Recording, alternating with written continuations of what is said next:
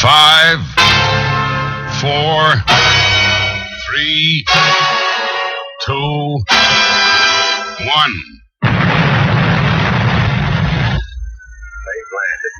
You're in the right place. Online, on the web, and on air. All over the world. Talk radio. You hear us, we hear you. Yeah, good evening, ladies and gentlemen, and welcome to the show. My name's Suzanne. And I'm Steve. And we're here with another Sunday of the Unexplained. We've got a bit of a packed show for you tonight. Coming up around 9 o'clock, we have our old friend, Mr. Lionel Fanthorpe. Oh, yeah. And if you don't know about Lionel Fanthorpe, well, all I can say to you is that he's a very strange man. And when I say strange, I don't mean strange as in strange. Yeah. I mean, it's somebody you wouldn't imagine would be involved in the paranormal, isn't it, Steve? It is indeed. So, because this man is a priest. He's an Anglican vicar. Yes, he is a journalist in Cromer. Okay. A martial arts expert. Yes. A biker. So, a biker. Yeah, that is one thing. He is a biker, and for over 50 years, his wife's been his agent, manager, and business partner and PR exec. He covers a load of topics, and tonight the topic he's going to be talking to us about are Masons, Knights Templars, and the Paranormal World, their connection. So yes. That should be interesting. So he's our first guest tonight. And later on, we have a young man by the name of Neil Spring. Neil is sitting on a new novel at the moment that he's just released concerning Borley Rectory, which is one of the places I really like. So it'd be interesting to speak to him. We'll be finding out whether it's still haunted. Oh, they say it is, isn't it? Well, this is it. So the Phantom Stagecoach. Yeah. So we're going to find out more about that later on when we call him. But first of all, we're going to see who's in the chat room. We've got 6 viewers at the moment, which they're coming in very, very slowly tonight. Yep. I'm sure they won't be too long. But whoever you are out there, we need you to come into the chat room because this is your show. Yep. Okay, and we need to acknowledge you. We've got our John over in Norwich. Yep, and the chat room is where you can ask the questions. You can also ring us up on the number that's scrolling across the bottom there.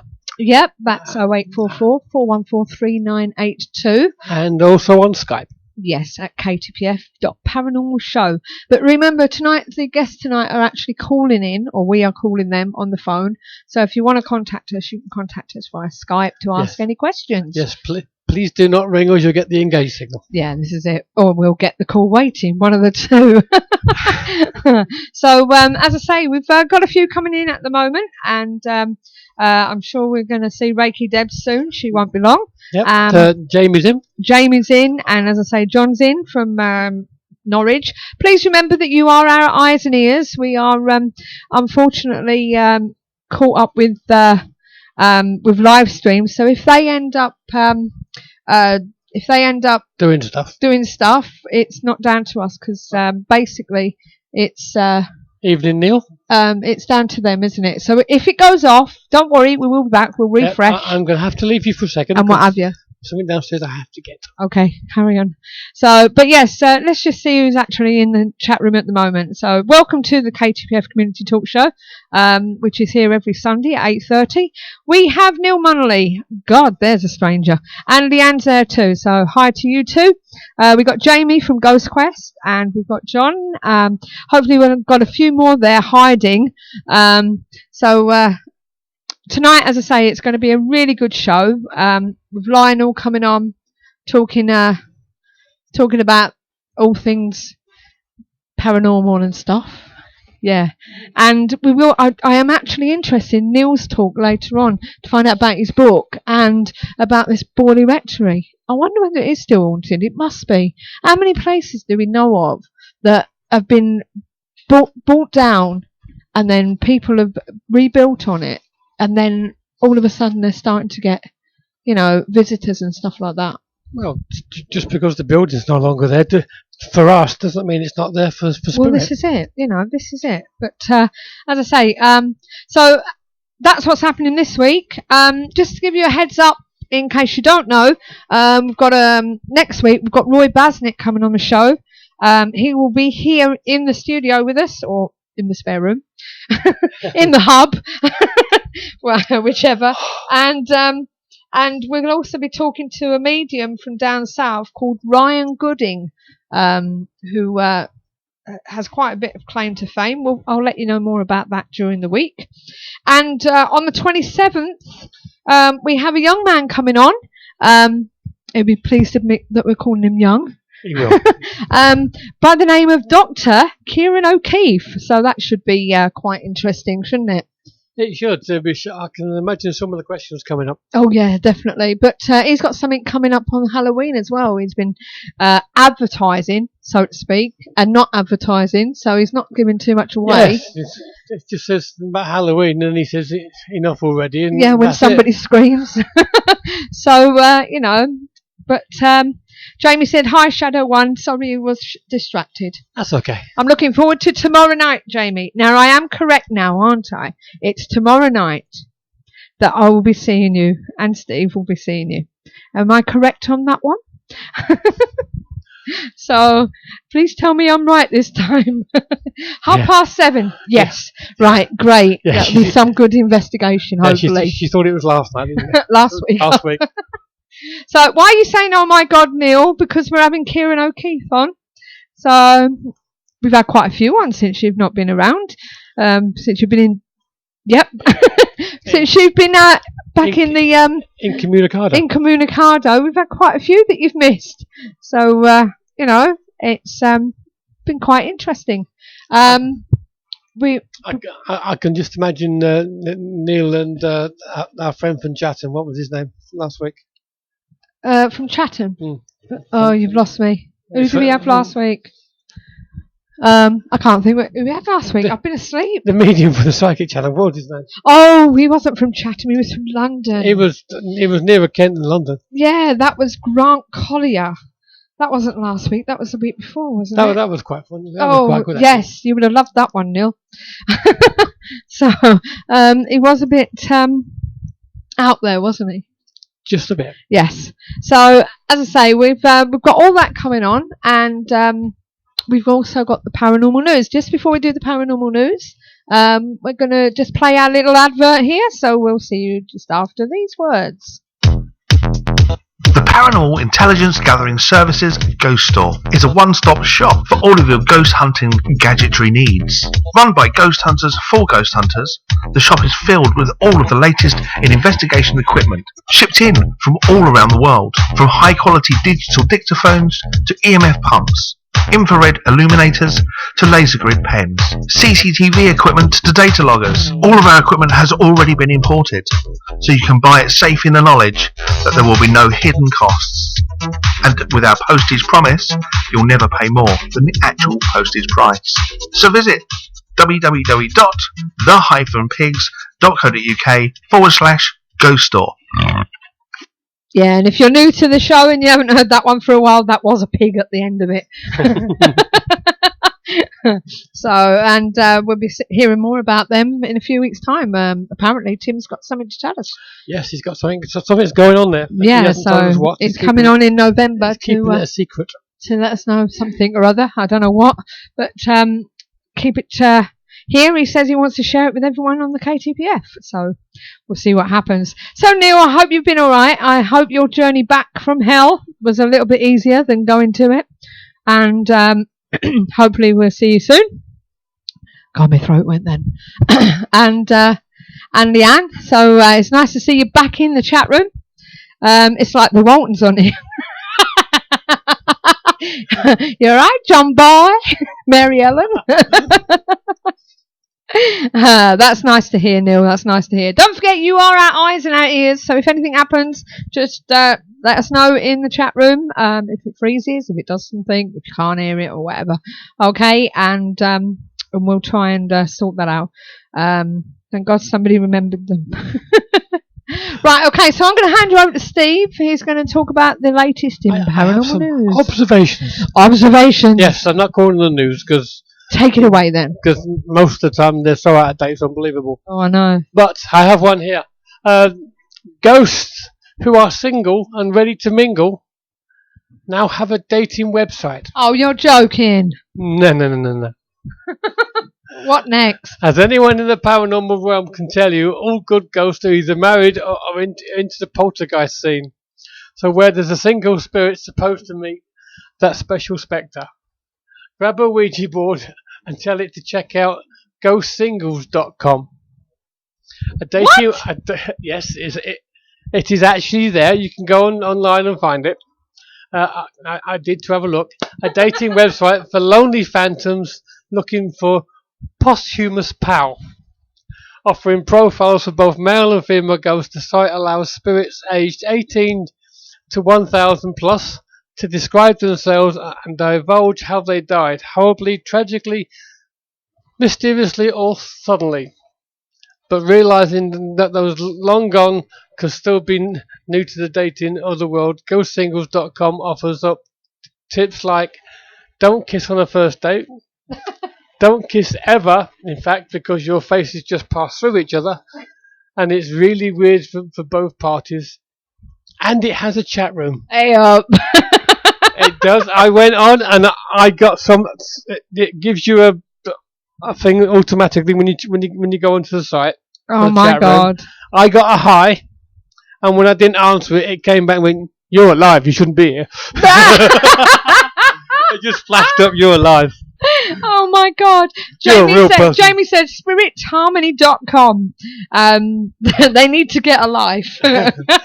And Tickler's just popped into the chat room. So, hi Andy, nice to see you here. And Marie, so I'm sure she's listening there somewhere. And John says, don't date Henry VIII, LOL. Oh no, that's not a good one. It's not a good one. Okay, are we going over now to spontaneous human combustion? Oh, way up. Man's body burst into flame on the sofa, but he lived to tell the tale. Oh yeah. Yes, it's one that didn't end up being the old Okay. burnt embers in the ashtray. Tell me more. A war veteran, Frank Baker, recalls the moment he caught fire just as he was about to go fishing.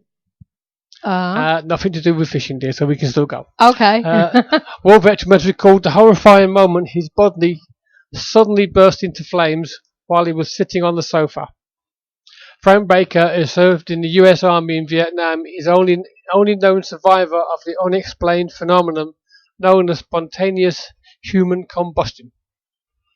Highly decorated former soldier has been preparing to go fishing with his friend Pete Wiley when fire suddenly engulfed his body. The pair recalled the terrifying incident which took place in June 1985.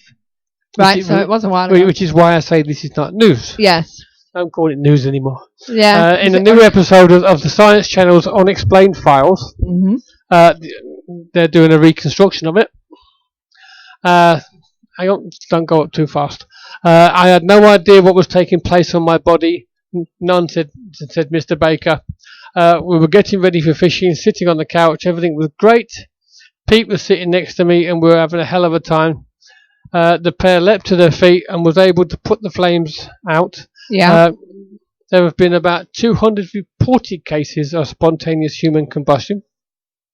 Boffins who studied the phenomena in 1984 conclude most victims had been near fire sources when they burst into flames and continue to burn because of flammable clothing and excess body fat.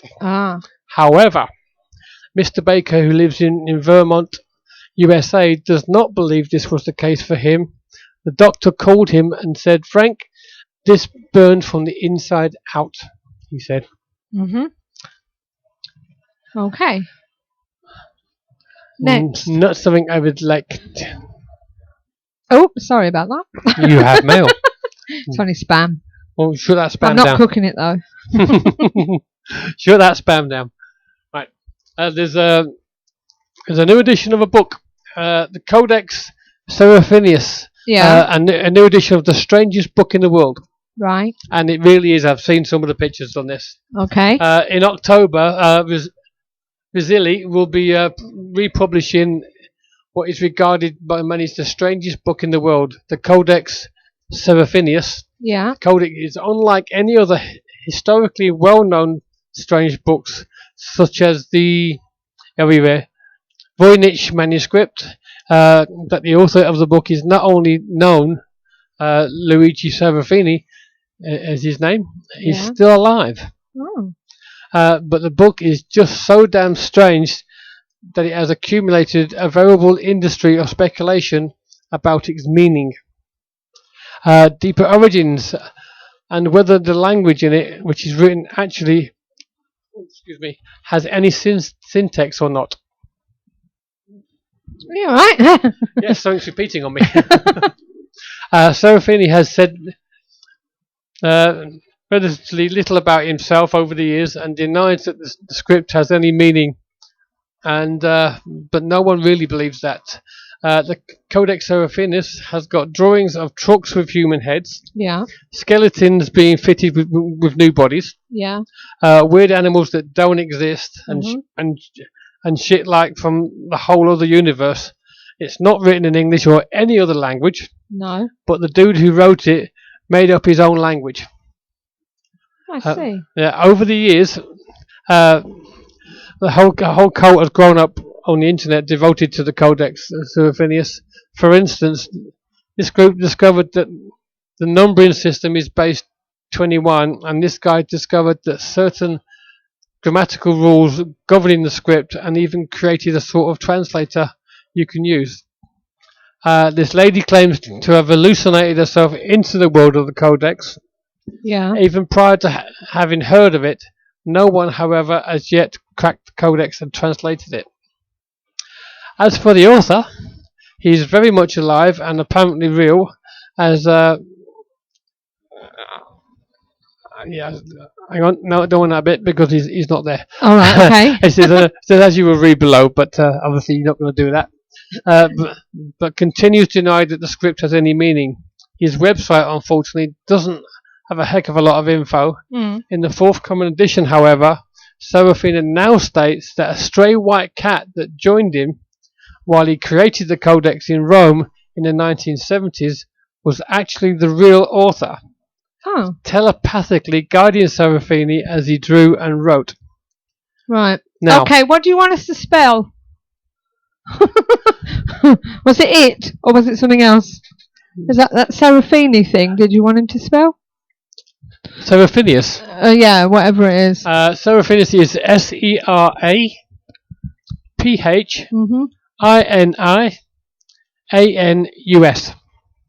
Right, okay. Okay. Now, this thing about the cat may not be quite as strange as it sounds. Okay. Because, believe it or not, such crazy ideas, because the Bronte sisters, Charlotte and Emily, firmly believed that all their books were inspired by a cat. That is considered that the cat Tabitha acted as a sort of spirit control or medium. Neither could write if the cat was with the other sister.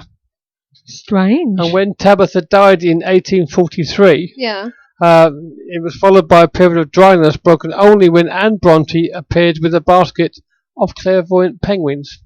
Wow. Now, is that strange or not? It is, actually. I would like to know how they knew they were clairvoyant penguins. Don't know. Perhaps we need a medium to answer that one. Neil, can you tell us how we find out whether the penguins are clairvoyant or not? Yes. Okay, what's next? This is another one of them religious things gone nuts again. Religious gone nuts. A teenage girl was found barely alive after crucifixion-style exorcism. 4 religious extremists are accused of kidnapping and torturing a teenage girl in France. The young woman's ex-boyfriend believes that she was possessed by demons, the Huffington Post reported on Tuesday. 3 men and a woman belonging to the Seventh-day Adventist Church allegedly performed the crucifixion-style exorcism on a 19-year-old woman. A woman referred to as Antoinette was tied up and bound to the bed Jesus-style. Right. and left for 7 days by her ex-boyfriend Eric Doran and his mother Lisa Michelle Babin and 2 other men, Philip Grego and Lionel Fremore. Right. Deron believed that he was on a divine mission and was convinced that his ex-girlfriend was possessed by demons. According to Deron, the young woman consented to the exorcism. Mm-hmm. Police found the woman in the apartment in Paris, suburb of Grigny. Her attackers barely kept her alive and she was badly beaten. The 4 assailants were charged with kidnapping and acts of torture and barbarism. The Seventh-day Adventist Church is based in America. Yeah. It's a Protestant church with over 17 million followers throughout the world. Mm-hmm. A spokesman stated that the parties involved had all been expelled from the church a year before the attack, and that their teachings don't include the kind of exorcism that took place. Mm.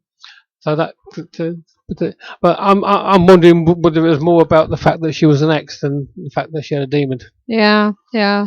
I must admit, I used to have years ago a couple of friends of mine, right, done something similar to that sort of thing. What, exorcism? Well, no. What he did was he tied her up to the bed in an act of possible passion, and his mate knocked on the door and said, "Fancy coming down the pub?" And he forgot all about her. She wasn't impressed.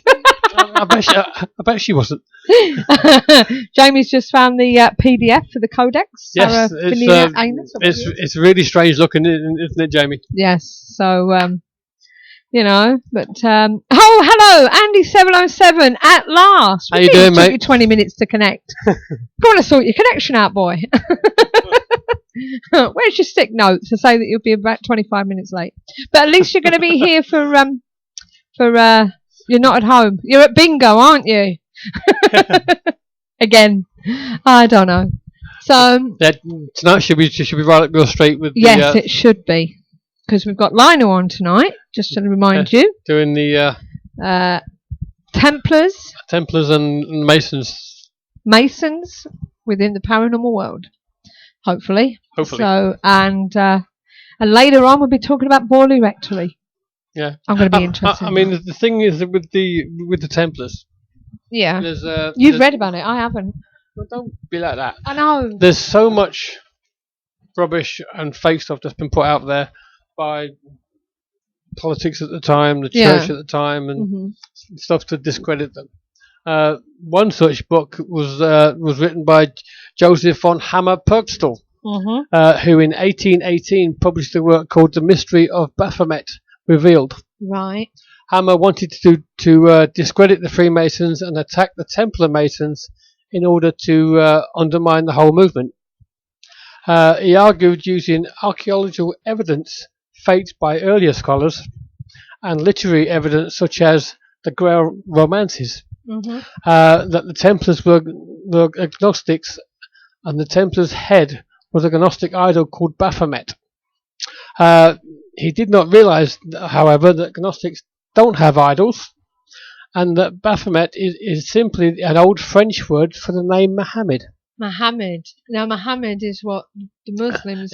It's the Muslims' God sort of thing. Main man, so to speak. Prophet. So I'm wondering if this was one of the reasons why all the Crusades ended up with. They thought they were fighting. Because Baphomet to the Christian church is a demon. Yes, yeah. That's if it's spelt the same way. I think it is. It looks like the same spelling. Baphomet.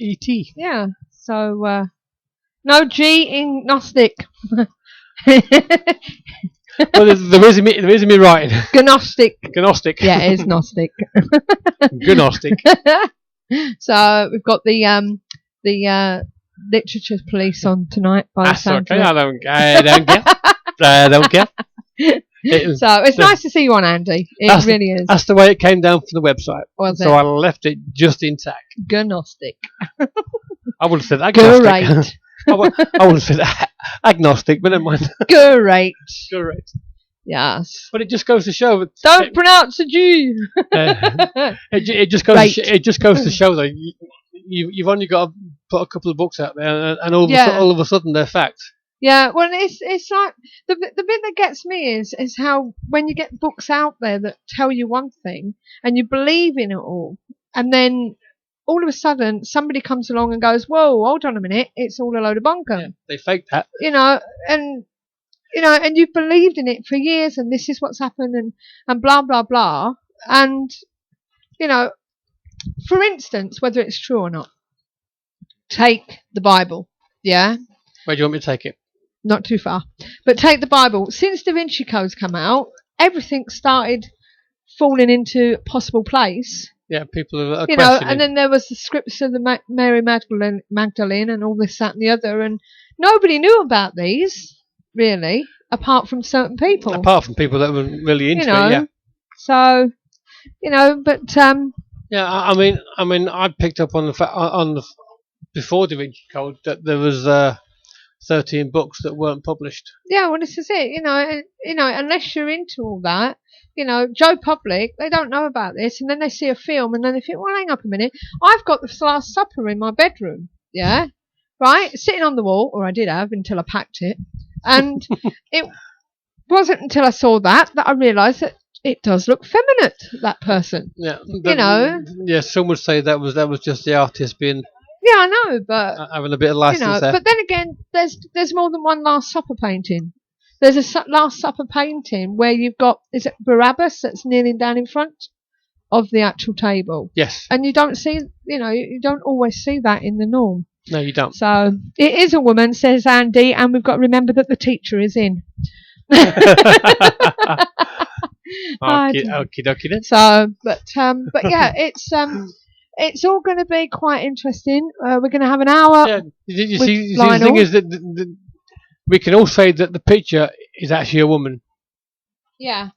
But how many people at the time would actually know who was actually at the Last Supper? Yeah, this is it. Unless you read the Bible. Yeah. It's like I was always told so the picture itself can only ever be artistic license. I was always told by a vicar, yeah, about the Bible. A vicar. He said, don't believe the Old Testament, right? He said the New Testament's better, apparently. But he said at the end of the day, it's just a diary by what people have written in there, and everyone has their own interpretation. It is the Old Testament is confusing because it keeps flicking back and it contradicts each book tends to contradict itself because in some cases they're talking about the exact same event, but it's one person's view of that event, and people forget that and take it as a. Right, I'm getting confused now. What's going on here? It is Mary Magdalene. Yeah, that's correct. And James says, I know Suzanne was as she has it in her bedroom. I beg your pardon. But of course, none of it is real or made up. Jonathan said MacVicar, LOL. And Andy said the Old Testament is the Jewish Torah. Last Supper, Suzanne. Yeah. I had my Last Supper in the bedroom, I think. Right, we're going to get hold of Lionel anyway. Right. I think it's time. You actually had it in the living room, but never mind. Yeah, I suppose I did really, didn't I? Asked Fanthorpe. No, is that his name? Fanthorpe. Fanthorpe. F, not TH. About the woman at the Last Supper. I'll try. See if I can squeeze it in. Okay. It's Fan. F, not Fan. So let's get him on the line, shall we? He's written several books. Okay. All about these things. Let's try and ring him up first. Yeah, Lana will actually be on the phone today because both I guess were because their Skype isn't that good. Here we go. Oh my God! What? He engaged? Oh, don't say that. What are you saying? It's saying this number is not accepting calls at present. Don't do that. Oops. It seems we'll have to work without it. Yes, very true. It is supposed to be Hang on, let me check the email. Mary Magdalene, but the question is that poetic license from the artist, or was she actually there? Right, hold on. Let's see, where are we? finding. I would like to say she was there personally, but Aha. did you have the number wrong? Yeah, I think so. Oh, okie dokie then. I think it must be when his pen run out.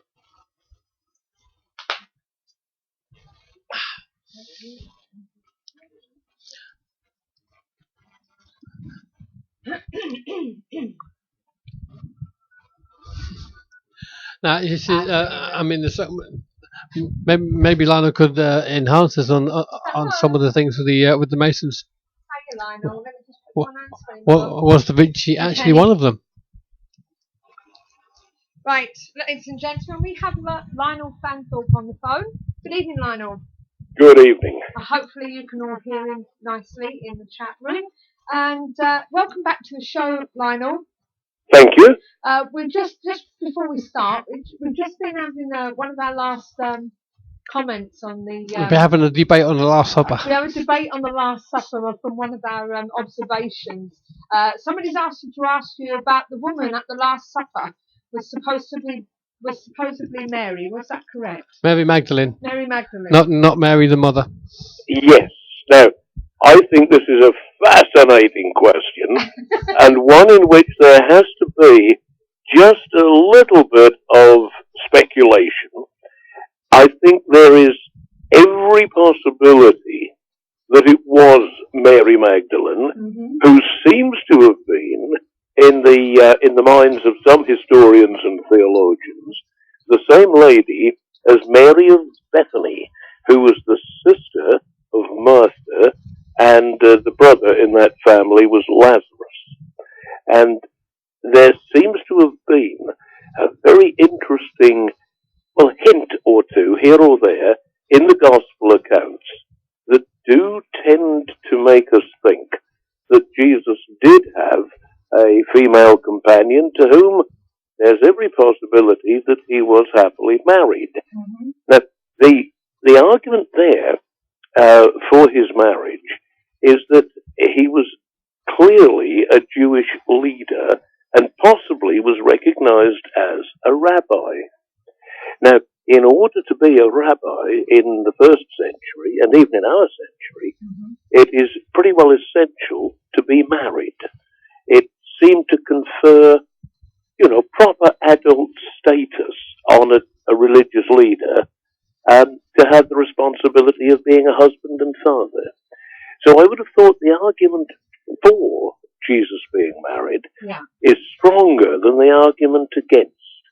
And there's a very strong possibility that this teaching about celibacy, because, you see, we know that Simon Peter, the great disciple, was married because the Gospel gives us an account, and Simon's wife's mother lay sick of a fever, and Jesus comes along and heals Simon Peter's mother-in-law. Now, he was one of the very greatest leaders of the early church. So there's a very strong possibility that the idea of celibacy for church leaders came in centuries later, and one of the theories put forward for it is that if a priest was celibate, single, then the church only had to pay for the upkeep of one human being and not husband and wife and children to be kept. So it was economically, shall we say, preferable in the days when the church was looking after its money to recommend celibacy for priests. Right. I don't think it has any religious basis whatever. Okay. Right, well, that's got that covered. We have a congratulations. Yeah.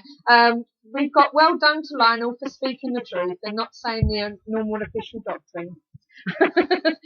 Because you are a priest, aren't you? I am indeed. You are acting priest. And I'm an Anglican priest. A pretty independent one. Yes. I find it quite fascinating that you are willing to accept the paranormal. As a layman, a novice, or whatever you want to say, we would normally think, well, the biggest ghost story there's out there is the coming back of Christ. To us. Would you agree with that? Well, I think that there was a very, you see, my Christian faith puts Jesus in a unique position, both as a teacher and a preacher and a healer. I believe that he had a messianic office to fulfill, and that in a very unique sense, he was an outstanding religious leader. Now, whether we use the old traditional phrase and say he was the Son of God in that literal sense, Yeah. or whether he was simply a very good, holy, spiritual man whose awareness of God sprang from his own massive intelligence, his purity and his spirituality. And there is a sense in which, if we think of God as our Father, as the universal parent, aside from gender, if we think of God as the parent of his creation and a very loving, perfect parent, then there is a sense in which someone as good and as holy as Jesus the carpenter from Nazareth was, in a very special sense, the Son of God, in that his life and his teaching and his aspiration to help in every way he could put him closer to God than very many other religious leaders. Very good. So, are we thinking that originally that's what it meant, and not the literal that it's taken to be nowadays? Yes, I think that's, again, a very interesting way of phrasing it, that there have been, throughout the history of the world, a number of wonderful people. If we think of leaders, spiritual leaders like Mahatma Gandhi, if we think of people like St. Francis of Assisi, whose sheer goodness made them rather different from 99.9% of the rest of us. And if we put Jesus of Nazareth at the head, in the lead of that, I think that he was totally unique. Yeah. I'm a little, as a modernist liberal theologian, I'm just a little cautious about the phrase "the Son of God." Yeah. He was inspired. He was tremendous in all that he did, but I think there's room for an area of, shall we say, grey shading there about what we mean by sonship. Yeah. Yeah. Right. Well, okay then, Lionel. So we're on the show tonight. Bit sidetracked there, but we're on the show tonight to talk about Masonics, Knights Templars, and the connection with the paranormal world. What have you got to tell us about this? Well, could we just start with the idea of the paranormal for a moment? Okay. And I'd like to just run very briefly through the 5 possibilities. See, what we've got out here, when we speculate, as you and your listeners do, and like to do so, about the real meaning of the universe and the normal and the paranormal, there are thousands of good, honest witnesses who have reported all kinds of events that they've experienced. They're truthful, they're honest, but they've seen something which can't be explained under the general laws of physics or of science in particular. Now, one possibility, if we could just pop them into categories, and then we'll go into depth on the other 2 topics that you'd like me to cover. Yeah. If we look first and think of a ghost, in inverted commas, in the sense that Shakespeare had Hamlet's father's ghost popping about on the battlements of Elsinore in the play, and Charles Dickens produces the ghost of Marley in The Christmas Carol when dear old Scrooge sees the ghost. And so these may be described as the spirits of departed human beings who have come back to talk to people and give them messages. So we could call that the Shakespearean stroke Dickensian returned spirit, category 1. Yeah. Category 2, and many of the very honest and factual reports that observers of the paranormal have come up with has been what we might think of as some kind of glitch or fault in time. Now, if dear old Einstein was right about time being a sort of fourth dimension, just as we have three physical dimensions of measuring a cube, you can go along the front, along the side, and up top. So you've got your three dimensions of physical space. But there cannot be any such thing as an instantaneous cube.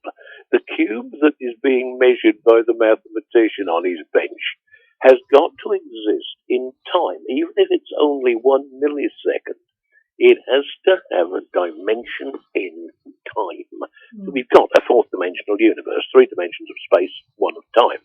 Now, if that time dimension can be fractured or damaged or moved in much the same way that we can bend an iron bar in a blacksmith's anvil, then perhaps, and so many accounts that you and our listeners will have come across, sound as if someone from our time has, shall we say, experienced something which actually happened in another time. Yeah. And when a haunting is repeated, this would seem to be an area, it happens in an area where there are these glitches in time. Well, think of an earthquake and think of a time quake. And it could well be that if we go past, shall we say, Edge Hill, where the battle was fought, and we see the battle being re-fought for a few split seconds, or with some of the famous road ghosts, we go along a stretch of the road in the dark, or moonlight, stars, and we see somebody apparently in front of us. We slam the brakes on, get out to make sure we haven't hit them, and then find that there's nothing there at all. Yeah. Now, it could be that 50 years ago, somebody walking along that road was involved in an accident, but we're re-seeing something. So that's number 2, the fault in time. We're seeing something that's no longer there because it happened a long time ago. Then, I don't know if you've seen, or if some of our listeners have seen, a magnificent play, one which I found totally intriguing. It's about 30 years ago it was broadcast, called The Stone Tapes. And the theory there was that the fabric of the building, the allegedly haunted building, had actually recorded events that had taken place in the past. And just as we put it on a DVD or a CD, or we put it on a bit of videotape, so there are natural recordings that can take place in the crystals inside, shall we say, certain rocks or stones. Yeah. And so nature can make a recording on her own in much the same way that you and I can turn on a CD recorder. Yeah. Then the next category that we must have a look at is one that the modern physicists refer to as the parallel universe theory. Yeah. I like the shortened version of that, which is called the worlds of if. And let's just take tonight, for example. I'm here, you're there in your studio, and we're working together, and a number of our listeners are joining in and taking part with us in the discussion. Yeah. Now, if for any reason something particularly interesting came up in a point that a listener made to one of us or to the other listeners, then it might have an effect on the thought processes of the people who say, hey, that's a terrific idea, I love that. And then somebody who, well, let's just imagine that we have a writer or a film producer in the audience, and that he or she hears a brilliant idea that comes from one of our phone-in friends and uses it to make a very successful film or video. Now, if the person who came up with the brilliant idea which inspired the creative writer to make that film or video had not been able to come and take part tonight, then the film would not have been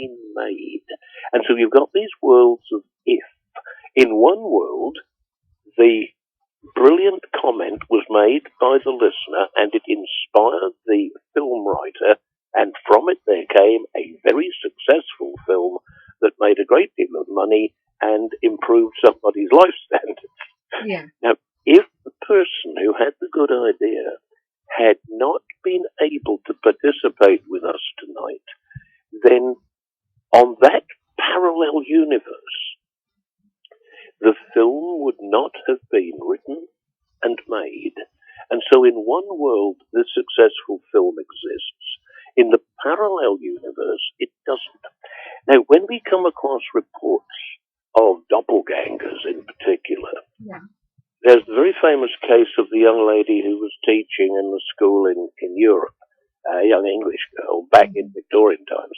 And she got on extremely well with her pupils. She was a very, very talented teacher and a nice personality. And then one day, when she was writing on the blackboard, instead of her class, as they usually did, paying careful attention to what the teacher was saying, she looked away from the board and found that all the girls in her class were looking out of the window in amazement. She crossed over to see what had taken their attention and saw herself walking through the school garden. Now, it happened on several occasions. Yeah.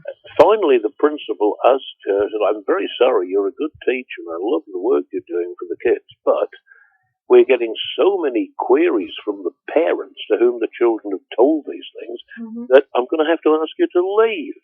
And so, very reluctantly, she left her post at the school.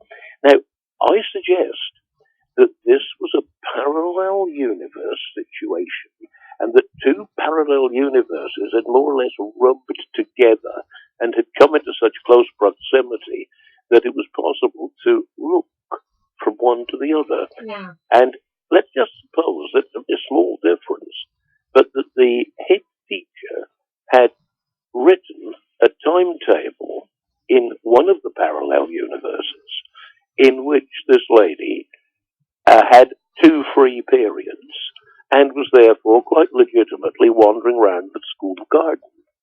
But in the existentialist universe in which she found herself, she was teaching. It was a teaching period, and she was writing on the blackboard. And because the two universes more or less collided, it was possible to see her in both situations. So you've got so many you and I know about of these doppelganger situations where people appear to be in two places at once. And that would seem to be, if the physicists are right in their parallel universe theory, would seem to be the other experience.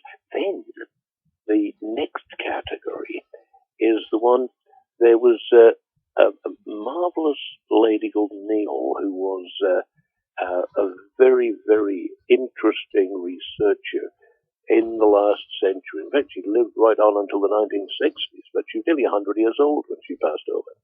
And on one of her early adventures in Tibet, she had heard that it was possible to conjure up a thought form if you had a sufficiently powerful and well-trained mind.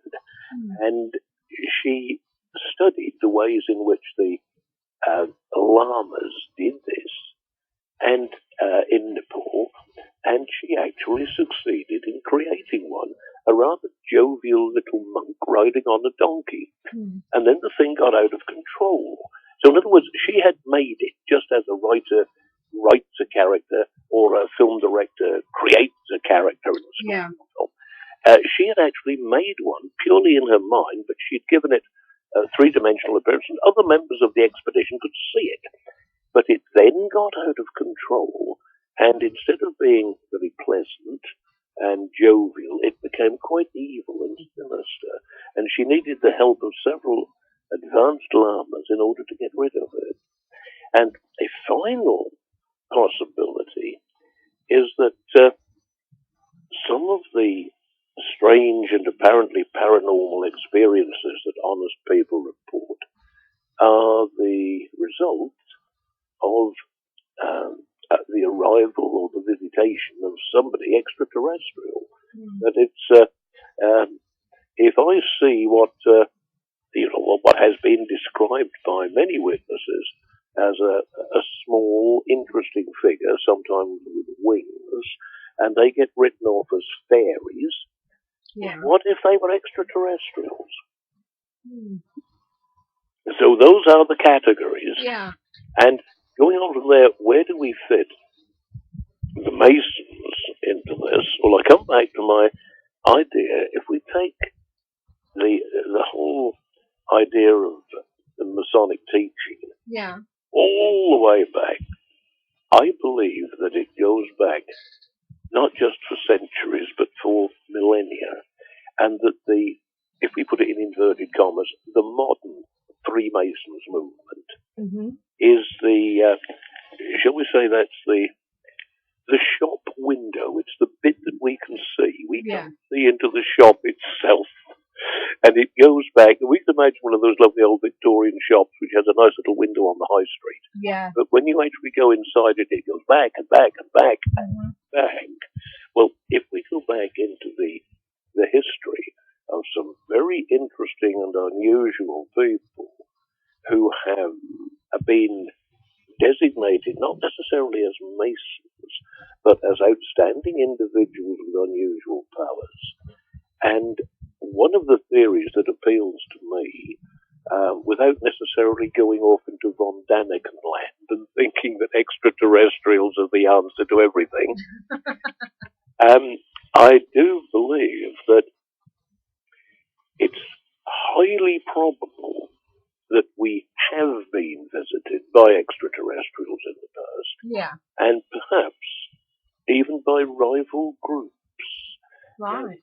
If there were dangerous and sinister extraterrestrial invaders who wanted to take us, human beings, over for their own dark purposes, to enslave us, and that the other group whom I refer to as the kind of proto-Masons, who were our guardians and our protectors, and this is why throughout almost the whole of paranormal history, we come across very strange tales of good and bad magicians.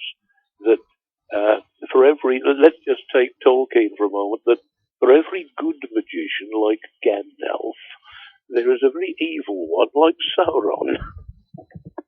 And it seems to me that there could be, and I only put this forward as a possibility because it would go some way to explaining the apparent battles in the past.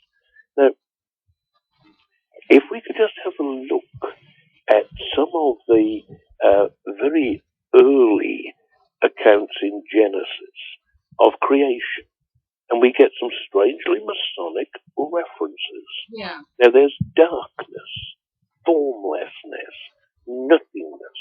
And, of course, in Masonic symbolism, darkness represents the state of the candidate prior to his or her initiation into the craft. And that's before the light of Freemasonry dawns on him or her. And, of course, light appears in Genesis chapter 1, verse 3, and light is then given symbolically to a newly initiated Mason. And then, if we look at Genesis chapter 1 and verse 6, we've got the symbolism of a dividing firmament. And here again, there's a very early sense, sort of coded and hidden in Genesis, in which there are those who are initiated into the mysteries of Masonry and are divided from others by their new knowledge. And then we've got the symbolism of the grass and the herbs. This is Genesis 1, verse 11. And we've got the symbolism of the grass and the herbs and the trees that produce seeds and yield a harvest. Now, does this represent the kind of social and charitable fruit of an active and flourishing Masonic lodge, which is a caring fellowship providing food and shelter for the hungry, for the homeless, and the destitute? And there are these rather strange and interesting parallels there that we can read. It's only a possibility. But was that first chapter of Genesis, which was written many centuries ago, could it possibly have been the work of writers who had Masonic knowledge and Masonic ideals, but who expressed their thoughts in that characteristic allegory and symbolism that is associated with Masonry? I think Steve's got some questions for you on this subject. He's just typed in an answer for somebody. Okay, I'll let Steve. Hi, Lionel. Hello. I was wondering, just how much power do you think the Templars had over the Pope? Wow, that's a wonderful question. I think we've got to look into the whole idea of where power comes from. And if we just do a quick, as it were, sort of socio-managerial theory analysis of where power comes from, I'm delighted that you've asked that, because I was recently assisting one of my students at university who had to write to do a dissertation about the whole meaning of empowerment, which we analysed down as the basis of saying that empowerment is what occurs when a person or a group has the ability to turn wants and wishes and desires and needs into action and to achieve what you're setting out. In other words, you can sit and be full of wonderful dreams and visions, but you don't have to be empowered. If you're empowered, you can make your dreams and visions into realities. Now, what kind of power, what kind of force or strength might the Templars have exerted over the Pope? Where does power come from? Well, at its most basic, if we think of a simplistic society in which you have local warlords and local tribal and clan leaders, then some of the power is basically physical. The empowerment is simply physical force. I must digress just to illustrate that, because one of my favourite episodes in the whole of my career, when I was headmaster of Glendale High School in Ely, we had about 1,000 youngsters there, and I came into school about 8:30 one morning to find a very unpleasant character going around the schoolyard with little plastic envelopes containing white powder, which he was offering to the girls.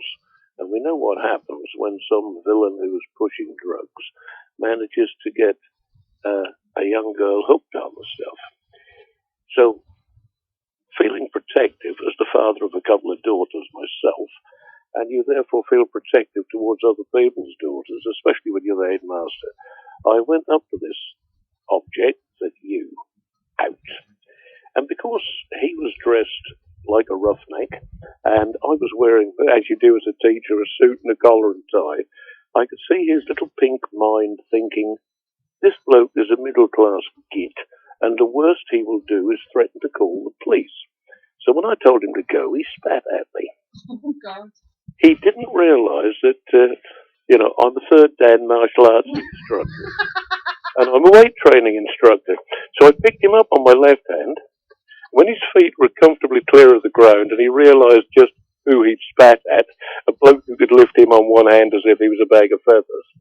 And I brought the other fist back, and I said, if you ever spit at me again, Sonny, it will be most of your teeth. And then I dropped him on the playground. And he cried, to my great satisfaction, he crawled about 10 yards before he got to his feet and ran. And in the 11 years I was headmaster, I never saw him again. We had other troubles, but the point I tried to make in answer to that very important question about the power of the Templars is that the basic empowerment is physical. Had been a nice, quiet, easygoing guy whose hobby was stamp collecting instead of judo, I would not have had the empowerment that I needed to achieve my objective of protecting my pupils. So let's look at the possibility that the Templars had physical military power. The second thought is that they had intellectual power, that they could think as effectively as they could fight. And if we look at the Crac de Chevalier in the Middle East, which was a Templar design, brilliant piece of architecture, perhaps the most effective piece of military architecture in the area at the time, superb. And you don't build them. Architects are brilliantly intelligent people. So there's intellectual power, there's the military power of the Templars, and they were all superb fighting men, even though they were priests. And they had this sort of marching cry, which was first to attack and the last to retreat. And it was part of their personality. It was integrated into it. And the third thing is financial power. There's a very real sense in which the Templars almost invented what we would come to recognize as either a bank draft or a credit card today. That if you or I were going on a trip from London to the Holy Land on a pilgrimage, and we didn't want to, because of the thieves and the marauders who lined the route, and we didn't want to fall into their hands and lose all our money. So we deposited, we'll say, 200 gold pieces with a Templar commandery in Britain, and were given in return a piece of paper, the equivalent of, should we say, a 12th century credit card. And we could call it any other Templar commandery and show it, and be given the coins that we needed, and they would mark off how much we'd taken. Now, the Templars were extremely wealthy. They became the bankers of the 11th and 12th centuries. So you've got financial power, intellectual power, military power, and what that gave them over the Pope, I think the honesty and the integrity and the absolute loyalty of the Templars to the order. And no Templar would ever leave another Templar wounded on the battlefield. You'd stand over him and fight to the death to preserve your friend's life as long as you could. So that they have this moral strength, military strength, financial strength, and brilliant intellectual strength.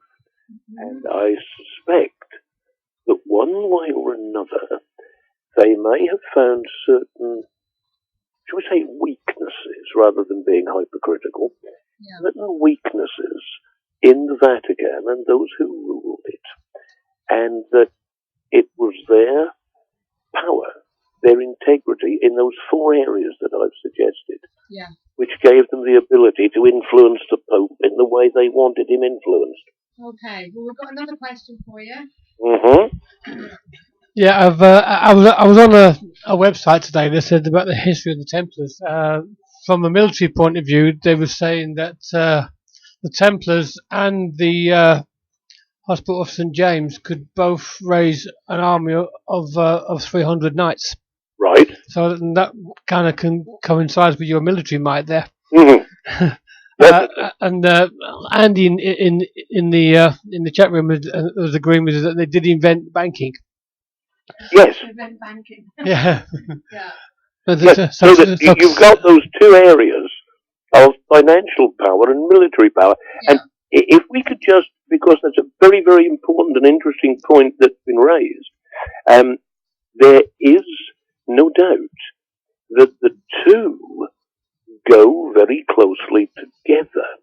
That if we think about the expense of modern military power, when you think of the vast amount of money that it costs to create modern weaponry with all its technology, the price of a submarine, for example, the price of a shell or a rocket missile that is fired is pretty well enough to keep everybody in a village of 200 people well fed and well fed and clothed for a year. Now, militarism is expensive, and although they didn't have nuclear submarines to pay for, the Templars nevertheless had.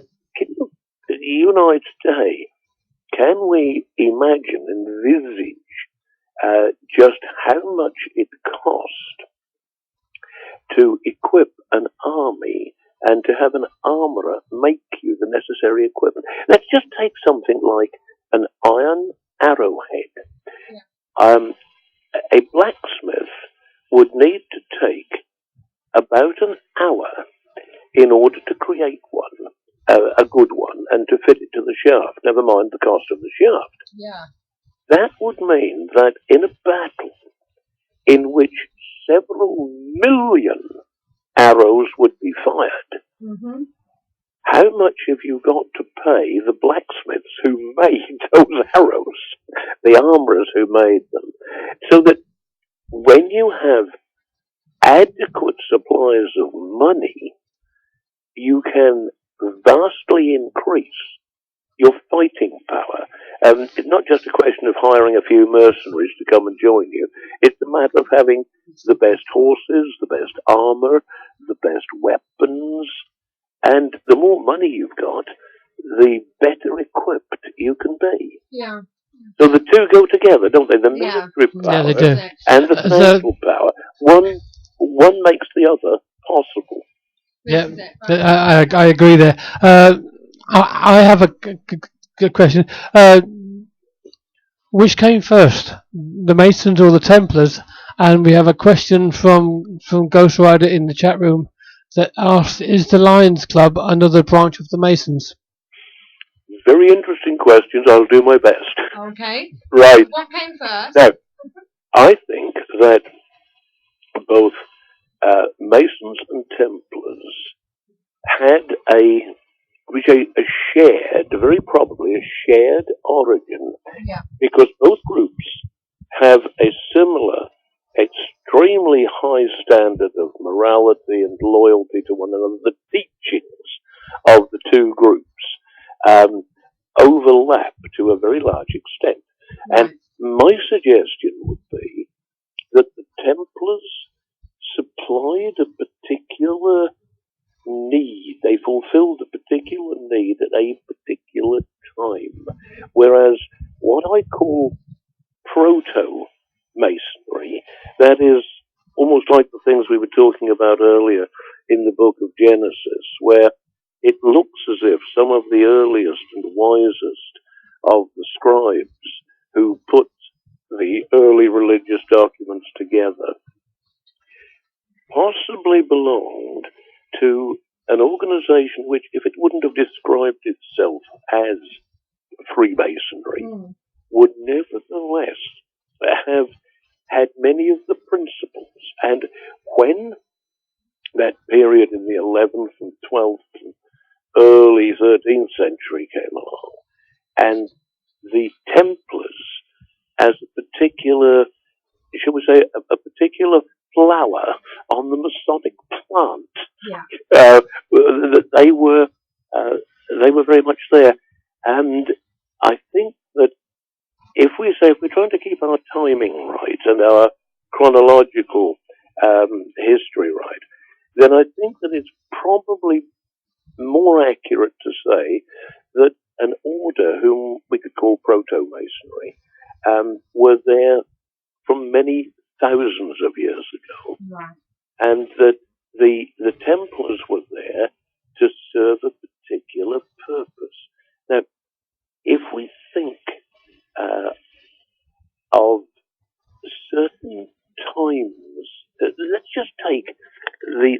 history of an individual as an illustration. There will come a time in the life of any man or woman when it will be necessary to be more competitive, to throw in more energy,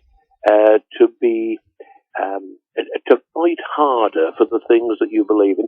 Let's think of a politician who can take it reasonably easy during the period between elections by seeing his or her constituents and doing their best to help those constituents. And then when the election is beginning to draw near, that man or woman has to pull out all the stops, give it everything he or she has got in order to get re-elected. So that in the life of an organization, if we could go from the model of an individual human life to the life of an organization, there will be times in the life of an organization when it has to fight with all the strength it's got, to use all the energy it's got in order to succeed or in order to survive. If we think of something like, shall we say, a business, a flourishing business, there will come a time, think about this awful global financial crisis that most of us have been fighting with since about 2008. You have got to put far more effort into survival in a serious financial downturn than if everything is going along nicely, thanks, and you can coast. Now, the same is true, I think, of the basic organization, the proto-Masons, who felt that it was necessary for them to have a group on the surface, and sometimes a major organization with great depth will occasionally produce a kind of subdivision of itself, Right. which will fulfill a particular purpose. Okay. That's how I think Masons and Templars fitted together. Okay. Right, now, I'll put your website on our chat room for people to see, so they can go and visit that. But That would be lovely, thank you. We've actually been asked a couple of questions about you yourself. I'd be delighted to help. Yep, Okay. no secret. Jamie from Ghost Quest would like to know, have you ever done an exorcism at all? Yes, lots. Loads. Can I just describe one in detail? Yes, you may. Okay. Well, of course, this particular one was so unusual. It was in the Odeon Cinema in Bristol. And the young man who was an usher in the cinema, very nice young fella, sensible, practical, had been so frightened by something paranormal that he had experienced repeatedly in one particular corridor in the cinema that he gave up his job. And he came to see me, and he had a very sympathetic and helpful manager who really cared about his staff colleagues, who said, yes, by all means, if you'd like to come along and perform an exorcism for this young man, maybe we could, give him his job back and get him sorted out. Yeah. And because, although I've been an investigator for over half a century, I'm not psychic in the sense that I'm perceptive.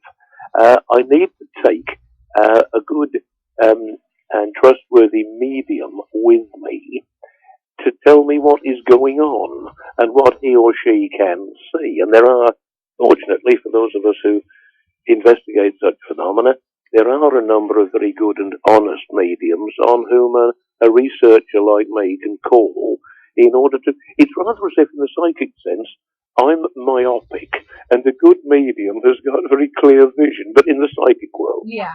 So I brought a friend of mine called Bremner Howells with me, and Bremner was not only got a law degree, but she had been a midwife as well. So she was a lady with a great deal of intelligence and a great deal of both practical and intellectual skill, and was a totally sincere and genuine medium. We went into the cinema, and her first words to me were, there is something very evil here. I can sense it. It's horrible. The young man whom we were trying to help walked experienced most of the trouble that had made him give up his work, he put his hands over his stomach, his back against the wall, called out to me, "Father, they're attacking me, help me, help me." And then he slithered down the wall and ended up on the floor in a sort of fetal position, clasping his tummy. My medium friend, Bremner, said, "I can see them, Lionel. They are like," and she was lost for description, and then she said, "The best I can come up with is that they are like psychic piranha fish, and they're attacking the boy, and they're all over his abdomen."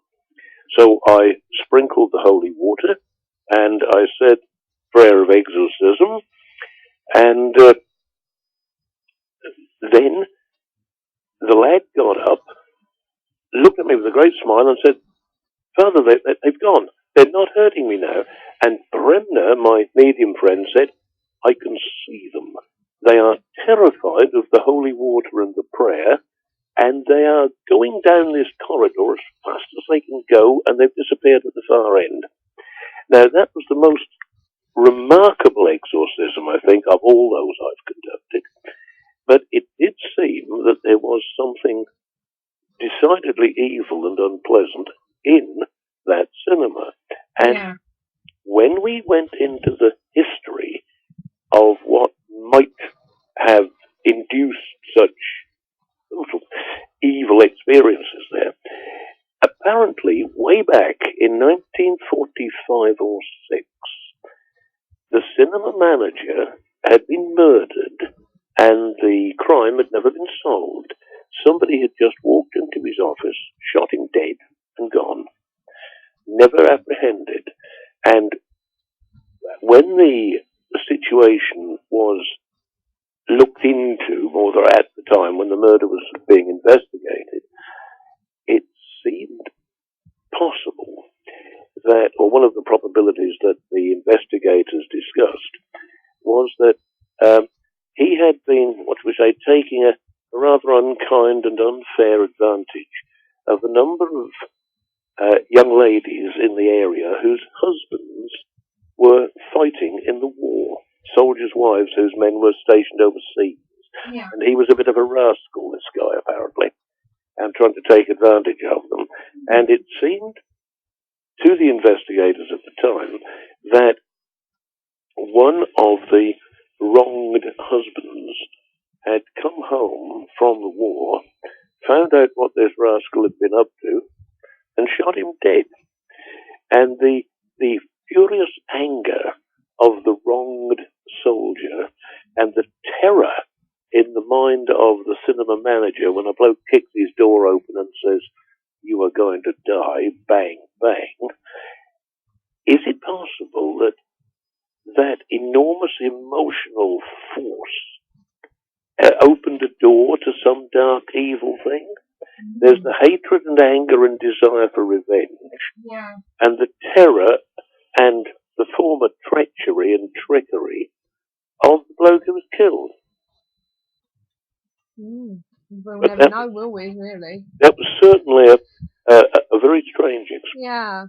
Well, just to let you know, in the chat room, Lionel and his wife Patricia are president and first lady of the Association of the Scientific Study of Anomalous Phenomena, otherwise known as ASAP, and they have over half a century experience investigating and writing about paranormal with more than 30 successful titles. And your latest one, by the looks of it, came out in March, which is The Mysteries and Secrets of Numerology. That's the one. Yep, that's the latest one. We work for Dundurn, a publisher in Canada, and they like these collections of ours of unsolved mysteries, and that they usually ask us for one or two a year, and we're always very happy. We've worked for them for a long time now.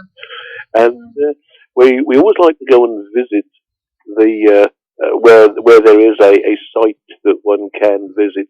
We've done 2 books for them on the Oak Island mystery, which just in a roundabout way comes back to our theme this evening of the Templars.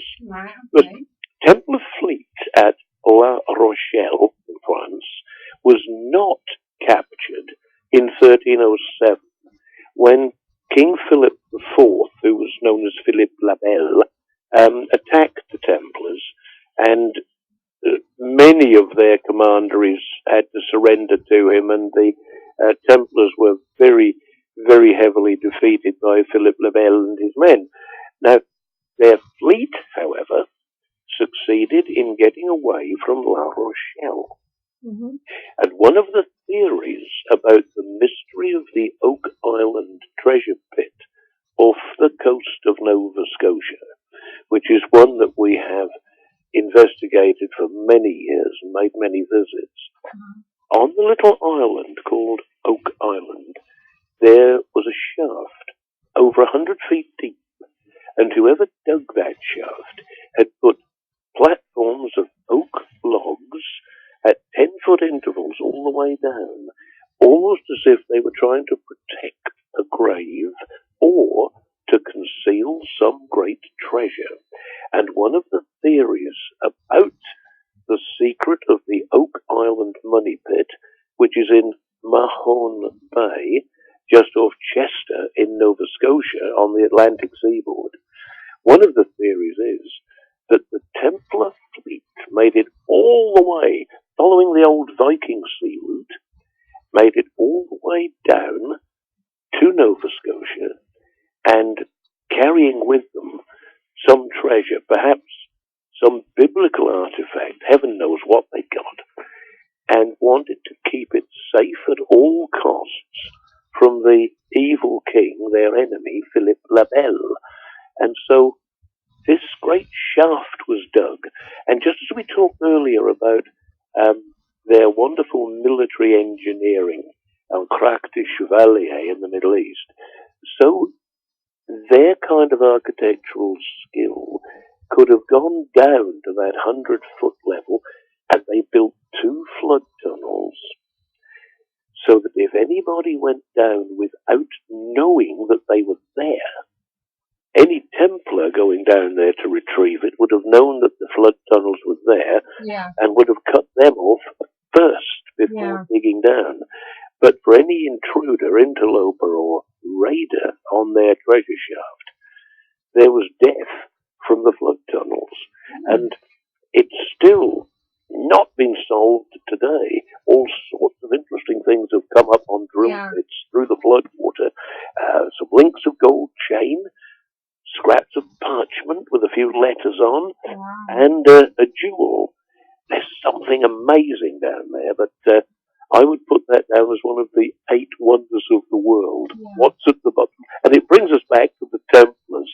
And when you were talking about mystery books at Patricia and I write, well, we go and investigate, which was why we went to Oak Island and investigated it thoroughly, and then did the book on it with our theories about what might have been down there.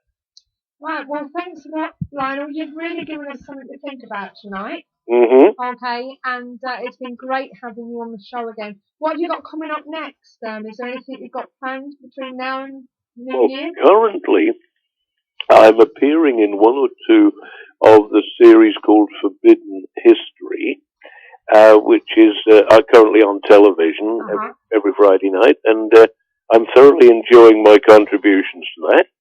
And I'm also hopefully looking at a piece of work about Spring-Heeled Jack, which is I always found him a fascinating character, and so we've got 1 or 2 shows in the offing, and we're working on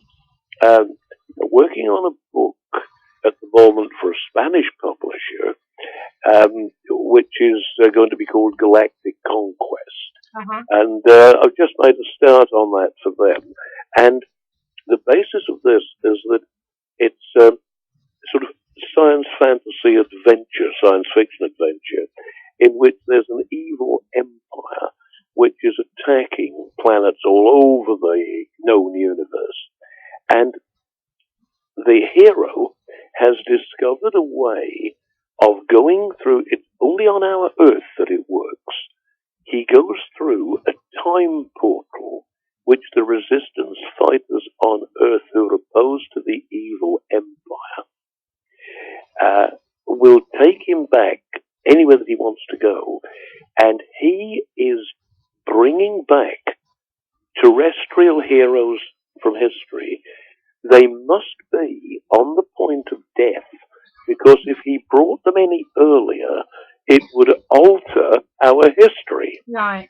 And one of the guys that he's just picked up in one of the early chapters is Manfred von Richthofen, the Red Baron, the brilliant fighter pilot. Uh-huh. Because on one of the planets which the evil empire is attacking, their state of technology and culture is roughly what we had on Earth at the start of the 20th century. Right. So by bringing a guy like von Richthofen to fly one of those planes will give the good guys a huge advantage over the bad guys. Yeah. And in every chapter, we've got something like where, for instance, Francis Drake will be needed and Barnes Wallace will be needed. Sounds very interesting. It'll be good fun. Anyway. Well, thanks again, Lionel. All our best to your good lady wife and Thank yourself. And hopefully we'll speak to you again soon. And I know it's not far away, so I just want to wish you a Merry Christmas. Thank you very much. And anytime you want me, I'm absolutely delighted to come on the program. Thank you very much. It's a great honour to be invited, and thank you. Thank you. And Jamie and everybody else on the chat room, thank you for answering questions as well. Did my best anyway. Okay. Good night and God bless. Good night and God bless you. Bye. Bye. Well, that was Lionel Fanthorpe, one of the godfathers, I would say, in this sort of thing, wouldn't you? He's one of the well-known people out there, and yes, he is a gentleman, definitely, and he does have a lot of knowledge there that he does put together in his books, and he does try and give you as much as he can in his answers, which, you know, he brings a lot of he does bring a lot into it. A lot of stuff off the subject. He does. He links a lot of stuff. My hands hurting from holding the phone. And then comes back again. I'm going to have a break in a minute before I ring up our next guest. Yes, he is a good talker. I was always warned that he was a good talker, and like he said, he'll come on any time for us. So you know, he's a bit like the old analogy, and wind him up, and let him go. Yeah. So give him a subject, and but he's a lovely guy, I must admit, and I'm really grateful for these people that come on for us and give us their time. You know, it's really great. Right, well, what we're going to do, I'm going to have a quick break. Myself, my arm's going to have a break while we do the paranormal events. I might actually look out for that book, actually. Yeah, but actually, if you go onto his website, you can see all the books that he's done. I must admit, there's Voodoo, Time Walks, Time Travel, and it's, you know, Talking Stones and the Rennes Chateau in France and the Mysteries of the Bible. Occult Mystery, I can see there. You got up. But, pardon? Yeah, the Occult Mystery. I seem to remember talking about that with our guest next week. Really? Oh, when we went to Roy? Yeah. So as I say, he's done quite a bit. He's been in the game for quite a few years, 50, I think it said, nearly half a century, and as I say, he's really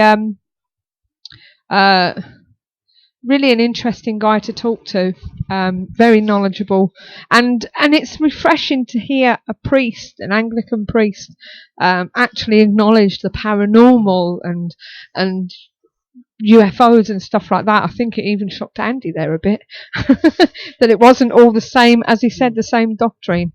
But as I say, we're going to go through a break. I mean, the last time he was on, he actually shocked you because he agreed that Christ was married. Yes, when we was talking about that as well. So let's get this over with, and then we'll get our next guest on talking about Borley Rectory. We've got all the news right here. Don't go away. Fed up of wading through the activities and events that other advertisers include?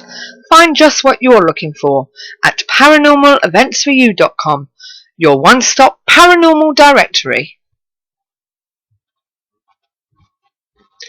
On the 25th of October, grave encounters at Halloween at the Spirit Inn, Clang v Hangle Cluconi. On the 26th of October, UK Shadow Seekers are doing a mystery ghost hunt And I can't tell you any more. Contact them for details. Also on the 26th, Haunted Places Paranormal, doing the Royal Gunpowder Mills, Boston Abbey. And on the 31st of October, Spooktacular Events at the Herefordshire Hall with Most Haunted's Brian Shepherd.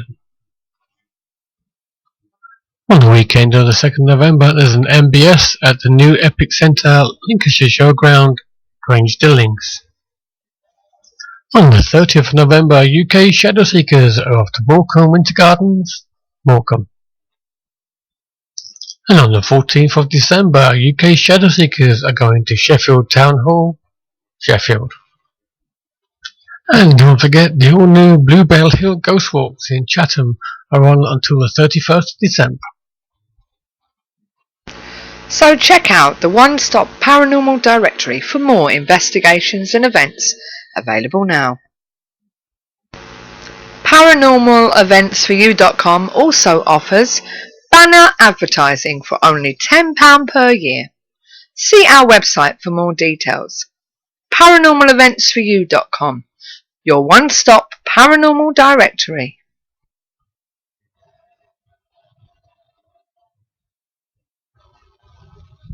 Right, well, welcome back to the show. Now, I have on the phone a young man by the name of Neil Spring, and he put a post on one of our pages on Facebook about his new book, and we thought we've got to get him on the show because when it comes to Borley Rectory, it's one that I've always been fascinated with. And I'd like to introduce you now, Neil. Good evening. Well, good evening. I'm delighted to be on here. Thanks for having me. That's okay. Now, obviously, Borley Rectory, it's one of the historic hauntings from the 20s and 30s, so it's basically got so much history and what evolved around it and everything. What fascinates you about it? Well, I think the Borley Rectory haunting has it all. I mean, one thing that struck me is that on Twitter particularly, all of the people who have responded to any of my tweets about the novel, which is the first novel ever written about Borley Rectory called The Ghost Hunters, is that everyone says, we remember this from reading about it in school. It's almost become something of a legend. The most haunted house in England, a house so haunted that, objects are seen to fly through the air there, completely unbidden. And of course, who could forget the stories of writing appearing on the wall? It has it all in terms of those fantastic elements. But I think deeper than that, it's the perfect ghost story because of the cast of complex characters involved in it. And I was always fascinated as to why nobody had ever taken the tale and woven some sort of narrative around it. Why hasn't there was rumours on Facebook coming up that there was going to be a film brought out, and I was so looking forward to it. It's something that nobody's ever done yet. Well, all I can say to you on that is watch this space. Watch this space. But I think that might be soon to change. But all I can say to you is, there have been wonderful documentaries done. Right. And if any of your listeners should find this Strange But True documentary that was done in the 90s on Borley, I think it's a great piece. Yeah. And it's part of the reason, actually, well, I'm 32 now, but when that came out, I was in my teens, and I think that's when I first became aware of the story, and I think that's what really made me want to pursue it and see what there was in it. So, and basically, just before we go back into that, you are a novelist. Is this your first book? This is indeed my first book. And you class yourself as an entrepreneur and senior communications manager for the John Lewis Partnership. Yeah, I've worked for John Lewis now for 4 years. Yeah. In a communications role. That my job is really in public relations, which is my career. And I became interested in the paranormal because I read philosophy at University of Oxford, and there I wrote a thesis on the significance of the paranormal, which I have to tell you raised more than a few eyebrows by my tutors at the time. But that's how I became interested in it. But I do have and this novel was a story I just wanted to tell. And when I came up with the idea, I pitched it to a publisher, and I was just very lucky in that they loved it. Yeah. We're already getting questions on whether it's out now. Is it actually out now, or is it for pre-order? The novel is for pre-order now and is released on the 24th of October this month.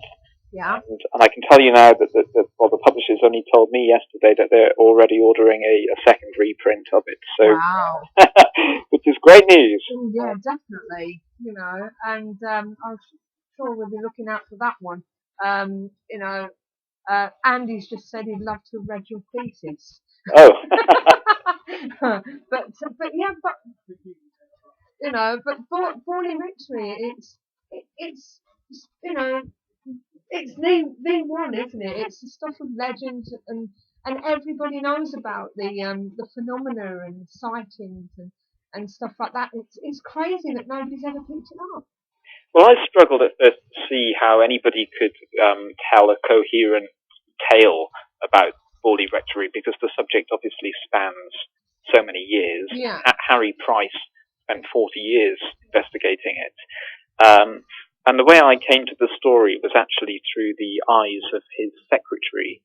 I read a paper in the Harry Price Library in London, written by his secretary, who was a woman called Lucy Kay, who many people think that Harry Price, who investigated the case, might have had an affair with Lucy Kay.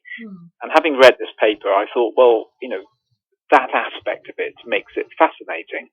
So my novel is a fictional interpretation of what might have happened, told through the eyes of his assistant, my own fictional character, Sarah Gray. Yeah. But that's obviously a very useful device, because I have gone back, I've reviewed all the testimony of everyone who lived in the house, everybody from the Reverend Smith and his wife, through to Marianne Foyster, the devious rector's wife, through to the people who came later.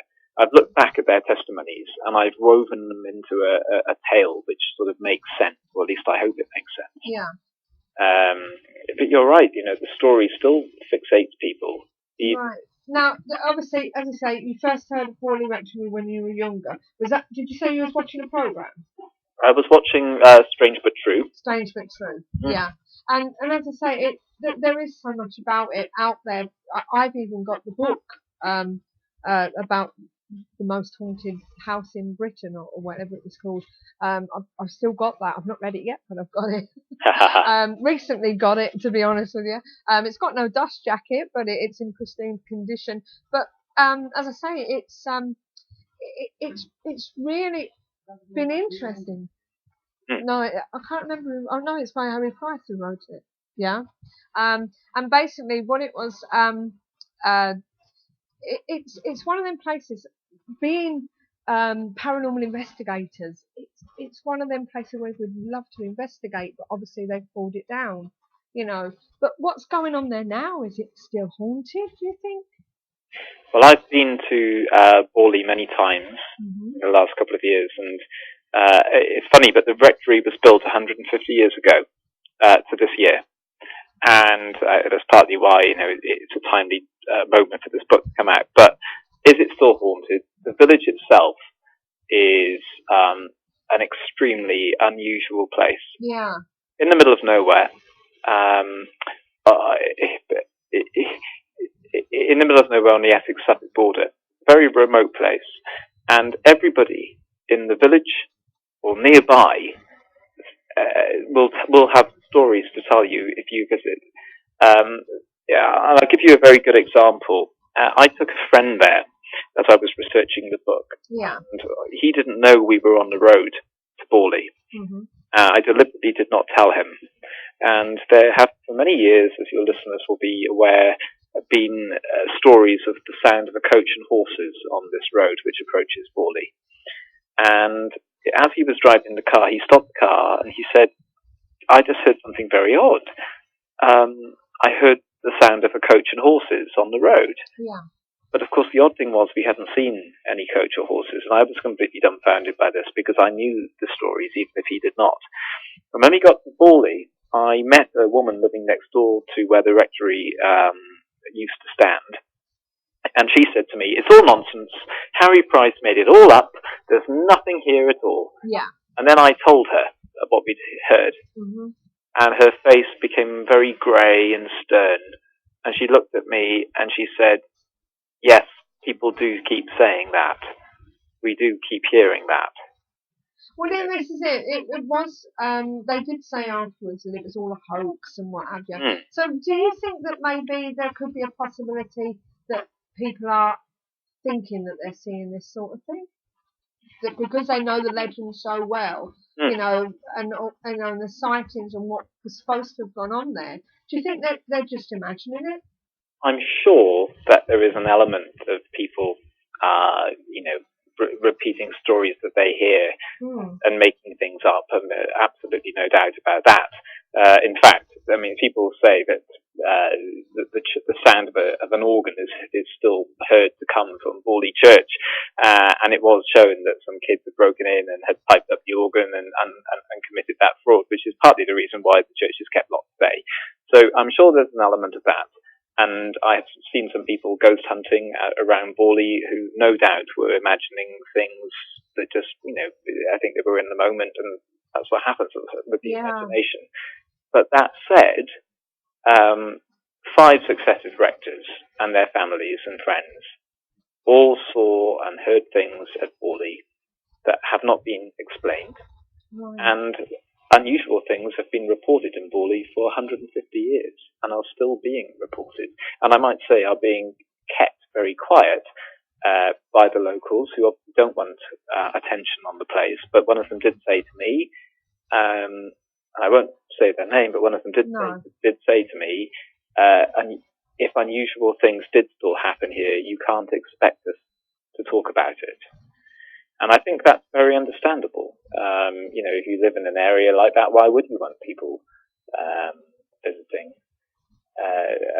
And it may well be that when the Ghost Hunters is published, it ignites more interest in the place. But I don't think that's a reason not to do it. You know, I think it's a fascinating story. People are interested. So yeah. So basically, obviously you've read this book, and this your thesis has obviously helped you. You know, to put this book together. Yeah. Throughout your book, what is your best part of it? You know, is there a setting in the book that you really, really enjoy? It's a difficult question, but I think the Ghost Hunters is really very much, I mean, as well as being about Borley Rectory, it's about the time, you know, the setting and the people who lived back in the 1920s. What's great about the Borley Rectory story is that, as I said earlier, the characters are so fascinating. You have Harry Price, who's obviously the ferocious skeptic who wades into the mystery, you know, determined to prove it's nothing in it, and who then finds out there might well be something in it. There's the story of his secretary who's, you know, blindly in love with him and really doesn't know what she's experiencing. And all of these people who lived in this time, and let's not forget, they were living in a period just after the First World War and before the Second World War, when obviously Britain was undergoing an incredible period of grief. And I think that there was a need in the country to believe in something. And in some ways, the Borley Rectory's story almost sums up that era. You know, everybody in that story probably went to their grave thinking that nobody would ever be interested in Borley again, or that, you know, the story might well be forgotten. But they couldn't have been more wrong. You know, no. And ultimately, I think those characters are the true ghosts in a way. You know, it's through their lives that we can actually see something of the era, which was really an era that was choked with grief and longing for hope. Yeah. And that's why I love the story, to be honest with you. Yeah. Andy lives in Essex somewhere. Can't remember where he said. But he went to the church himself on one occasion. He said apparently there have been coach trips that have been organised in the States for people to visit without warning the locals over that area. Well, you know what? That's something that wouldn't surprise me at all, because back in 1929, just after, there was a couple who lived in the rectory who were an Indian couple, Mr. and Mrs. Smith, and they didn't really know what was going on. And they actually reported the story to the Daily Mirror, who ran a series of articles on the case, and they sent a reporter up there. And as a result of those articles, not only did Harry Price get involved, but some intrepid entrepreneur in the area actually started up a tourist business, taking people up to see the rectory even then. Yeah. So if that's happening now, then it doesn't surprise me. And in some ways, I feel quite sorry for the locals who must have to put up with that. But that's what these ghost stories do, isn't it? I mean, well, this is it, yeah. Now, we've got a friend of ours in the chat room called Jamie. He's from Ghost Quest. Now, he actually runs a magazine called Into the Night. all right. Okay, it's an online magazine. And he's asking that if you would like to send in some information, if you want us to pass your details on to him, he would be happy to put the booking into the book review in their online magazine. Oh, well, that's very kind. And that's Ghost Quest magazine, did you say? It's called Into the Night. Into the Night. Yeah, what I'll do is I'll send him, if you want your details, Yes. and then do it vice versa so that you know what's going on there. That would be great. Okay. Yeah, no, I'd love to do that. I'm really interested. So the book's coming out when? The book will be out in just a week and a half, 10 days' time, on the 24th of October. It's called The Ghost Hunters, and as I say, it's available to pre-order now on Amazon. And I'd be so grateful if anyone did do that, because it really helps to get the book noticed. Yeah. So, and you can actually download an excerpt from the book. If your listeners visit my website neilspring.com, Yeah. they can download an excerpt, the first 20 pages. Yeah. I've just give people a snippet of the first paragraph. November 1955, London. A wise man once told me that for every moment that passes, there is another that might have been. Moments we lose through the misfortune of circumstance that slip like sand through our fingers and scatter to the past. Only now, with fear in my heart, do I properly understand what he meant. For now I know what is meant, to feel the pain of regret and to wish it gone. Well, there's a prelude to what comes ahead. And we were introduced to Sarah Gray, who is confidential secretary to the late Mr. Harry Price. So it looks very interesting. She's a woman who has a terrible tale of betrayal and regret to tell. So it's. I hope it's a story that will keep people awake long into the long winter nights. So, well, if you look on Amazon, going from Neil's site, they're selling it at $5.75. Yeah. Recommended retail price $7.99. That's just one place you can get it from. You can get it from Waterstones and Quercus. Is that the right pronunciation? Indeed, and it will be available in W.H. Smith as well, on publication in most of their shops, I think. Well, I look forward to getting that myself, to be honest with you. Oh, well, thank you very much. To put it next to my Harry Price novel. Yes, indeed. It'll be good to sort of read them both together, sort of like from the old to the new sort of thing, you know. I think that would be quite interesting. Well, I did use his book as well as many other sources. It's actually pretty historically accurate, I would say. So I hope that you enjoy it very much, and I hope your listeners do as well. Well, that's it. As I say, Steve's going to pass on your details as we speak, or he has done. And as I say, what we'll do is I'll contact you to let you know who I've sent him to, so that when he does contact you, you'll know who Jamie is. Okay. Okay, that's great. Whereabouts are you based in? Are you in London? Yeah, well, I'm based in London, and I'm going to be touring the UK doing book talks on this at various bookshops as well in the next couple of weeks. Oh, that would be great. Yeah, it's hard. Yeah. Are you coming to Manchester? Well, I would love to come up. I'm not booked into Manchester as yet, but if you can find a lovely bookstore that wants to have me, I'd be more than happy to come Well, up. there's definitely Waterstones up here. So. Oh, well, I'd be honoured to do that. I'm actually doing the first talk this week, this Thursday, at the Senate House Library, which is University of London, but it's actually where Harry Price left the world's largest collection of books on the occult and the supernatural. Wow. And it's a great place to do something like this, because the library itself is reputedly haunted even now. Yeah. And my book actually begins earlier on than the bit that you read out, which is on the 8th floor of Senate House, which is where his collection was kept for many years. And I can tell you now that there are people working in that library who speak still about unusual events occurring on the 8th floor of Senate House. they have a lift there which takes you up, and the lift is so narrow and so small that people working there called it the coffin. And I went up in the coffin, as they call it, and there really is an atmosphere up there. And part of the reason is the guy who designed the place apparently fell to his death in that lift shaft, which they think might explain, some of the things that people see and hear there. And when you meet somebody who's seen something unusual, they sort of seem a bit embarrassed to tell you. Yeah. Well, I've met more than a handful of people working there who've told me things they've seen and heard.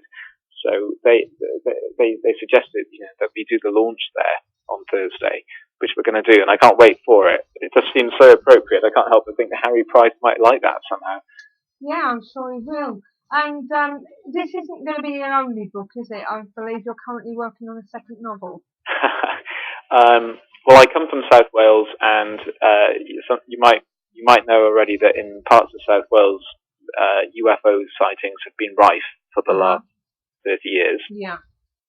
Well, longer than that. And I'm actually writing a novel about a series of UFO sightings that happened in South West Wales. And I'm about halfway through. And again, it's in much the same way as The Ghost Hunters. This book will be based on true events and true witness testimonies, based on what happened at the time. And of course, you've got a great time there because it was the height of the Cold War and strange things being seen. So, yeah. Great. You'll have to let us know more about that, and maybe come on and tell us when it's due out and more about what it's about. I would love to do that. Because it's all part and parcel to what we talk about. Oh, indeed. And also anything to do with any of, if you've got a list of tour dates for your book, doing signings or stuff, send it to me and I'll let everybody know if they want to meet you somewhere and get a signed copy. That would be great. Anything you like. So, Well, that's very kind indeed. Yeah. I will do that, and there will be. I should hopefully have a list of the events that should be up there now on neilspring.com. If you want to check that out as well for the events over the next couple of weeks. Okay, we'll do that, and as I say, we'll let everybody know and club you as much as we can. Well, thank you so much. Okay, and I look forward to getting the book. Oh, well, thank you. Please do. No problem. As soon as I can find it, I'll buy it. Well, great. Thank you. Okay, well, thanks a lot, Neil. It's been great speaking to you, and thank you for bringing Borley Rectory back to life again. Oh, thank you very much. Okay, well, you take care, and hopefully we'll speak again soon. All right, goodbye now. Bye-bye. Well, what do you reckon to that? That sounds an interesting book. I'm on neilspring.com and I pushed news and events, and look who's the first person that comes up. Lionel Fanthorpe. Yeah, he's put our poster on there. That was nice of him. But no, it was fascinating. I'm really pleased in a way, because Borley Rectory, I must admit, I am quite fascinated with it. And when I get a chance, I will actually sit down and read the book, But I'm really pleased about bringing it, and if it comes out into a film. There was a bit ages ago, sometime last year it was, on Facebook, and they were saying there was a Facebook page, let's see whether it's still around, that was saying that it was coming back, coming out as a film, but nothing seemed to come of it. So maybe they'll use. Oh, here we go. Borley Rectory, the movie. That was in September 2012, and nothing came of it. So whether this is all part and parcel to Neil Spring's novel, we'll never know. Or whether it was just a hoax at the time. But Jamie said 2 really good interviews. Thoroughly enjoyed them. Well, thank you, Jamie. Yeah. It has been really good, hasn't it? Yes, but I do enjoy listening to Lionel. Yes. As I say, he does tend to go around the houses. He's like the Oracle, isn't he? Really. He tends to go around the houses, but it's always a very interesting story. Very interesting story. He's a lovely guy, I must admit. And as I say, he's like the Oracle, really, because he seems to know a lot about everything. And it just astounds me, the fact that he's a vicar you can actually speak to and get the truth from. That's the bit that gets me, to be honest with you. I don't know what you people think out there in the chat room. It's just very surprising, isn't it? It's a vicar of common sense. It is. That's what it is. He is a vicar of common sense. Even Andy agrees with me. And Neil Spring, as I say, I think I did put the website on there. You did? Yes, I did. neilspring.com. But it looks to me as though that could be a really interesting book. And like you said, they're already ordering other copies. Yeah, I mean, it's one of them subjects that there's so much out there. I must admit that probably some of it's complete rubbish. Yes. All made up and stuff for the hype. A lot of people would say that it was all made up in the first place. So yeah. I mean, even to the extent that Harry Price himself actually made some stuff up. Yeah, this is it. So, but I'll get them details over to you soon, Jamie. I've sent the .com thing to him, and right, okay. so he can get the contact thing there. Yeah. If you have other contacts, which you obviously have, you can send that to him. I'll send him his email address over, and then you can do what you've got to do with the interview or whatever for your book review, Jamie. Right. Well, time is fleeting. Coming soon. And he says thanks, Sue and Steve. Yeah, and when you get it, let us know. And Ghost fan, hello. We go on to you. Excuse me, Ghost fan, where did you come from? Nice to have you on the show. They've been listening. They have been listening. It was a super interview. It'd be good to have him back on and find out more on things. Oh no. Oh no, you know what that means, don't you? That means we're going soon. Yeah, yes, as I was saying, if you let us know when it's in your online magazine, please, because I would like to have a look at that. I know you would. I would. Ghost fan, welcome to the show. And Andy, what's the because you don't want us to go, Jamie. And when you run out of things to say, unless people want to ring up and tell us their stories, us sitting here waffling gets a bit boring. But as I was saying, Ghost fan, it's nice to have you in on the show, and hopefully you'll come back again soon. It's been really great. Yep. So, but next week, maybe they come and listen next week. Yes, usually say that when the show is winding up. Well, let me just tell you what is happening next week. Next week we have a medium coming on called Ryan Gooding. Ryan's from down south somewhere. I'll tell you more. Probably from your neck of the woods, from what I know, Andy. I've been seeing people advertise them a lot on Facebook. Yeah, they have. Been advertising these shows. He's been advertising a lot as well.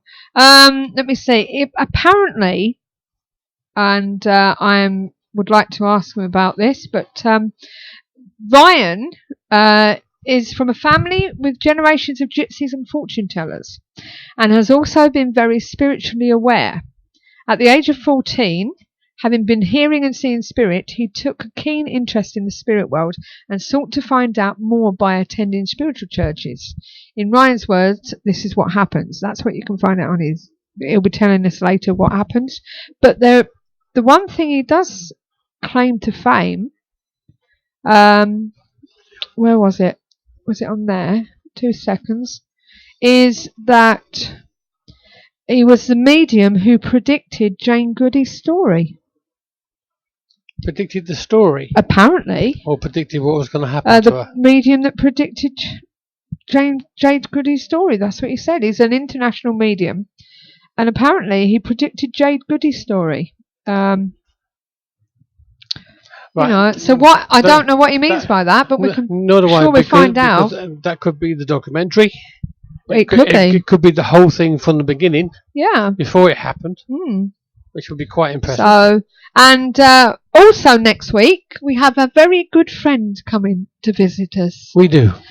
The premise from our show was thought of, to be honest with you, by well, I don't know whether it was him who thought of it, but it was originally run in Liverpool at a well-known station, and the guy that used to run the show, Zone Unknown, is Roy Basnett, and he's coming in to see us next Sunday to join us and talk to us and talk to Ryan, and he's going to basically he's going to come in and see us. And I'm going to leave you two to it. I'm just going to man the computer next week.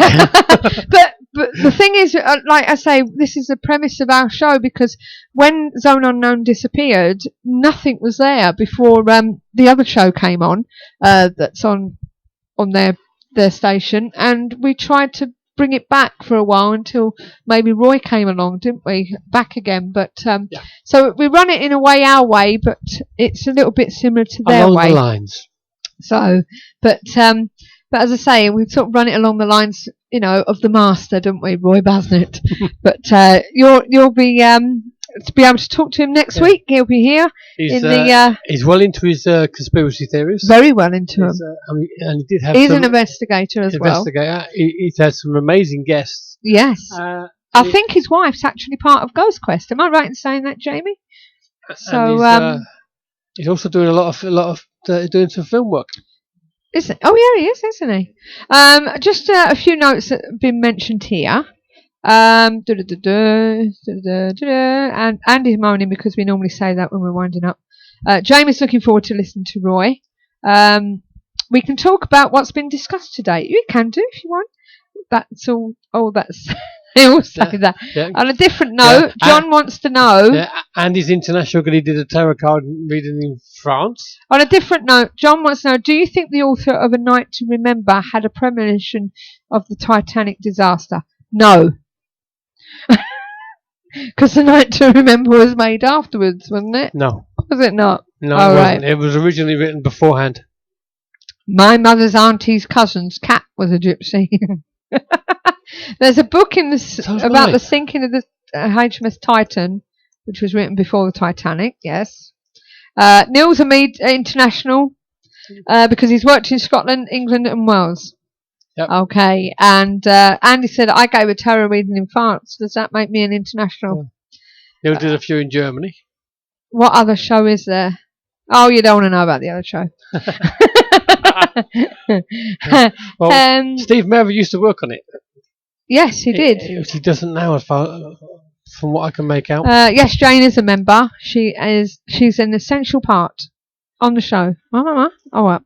So you want to talk about what's been going on? Okay. Well, why don't you call me and tell me what you think about tonight's show and give us your opinions on what's been spoken about? Well, Andy Mercer. I mean, I know it's supposedly well known about the so-called treasure and wealth of the Templars, but towards the end there, before Philip attacked them, they were actually quite poor.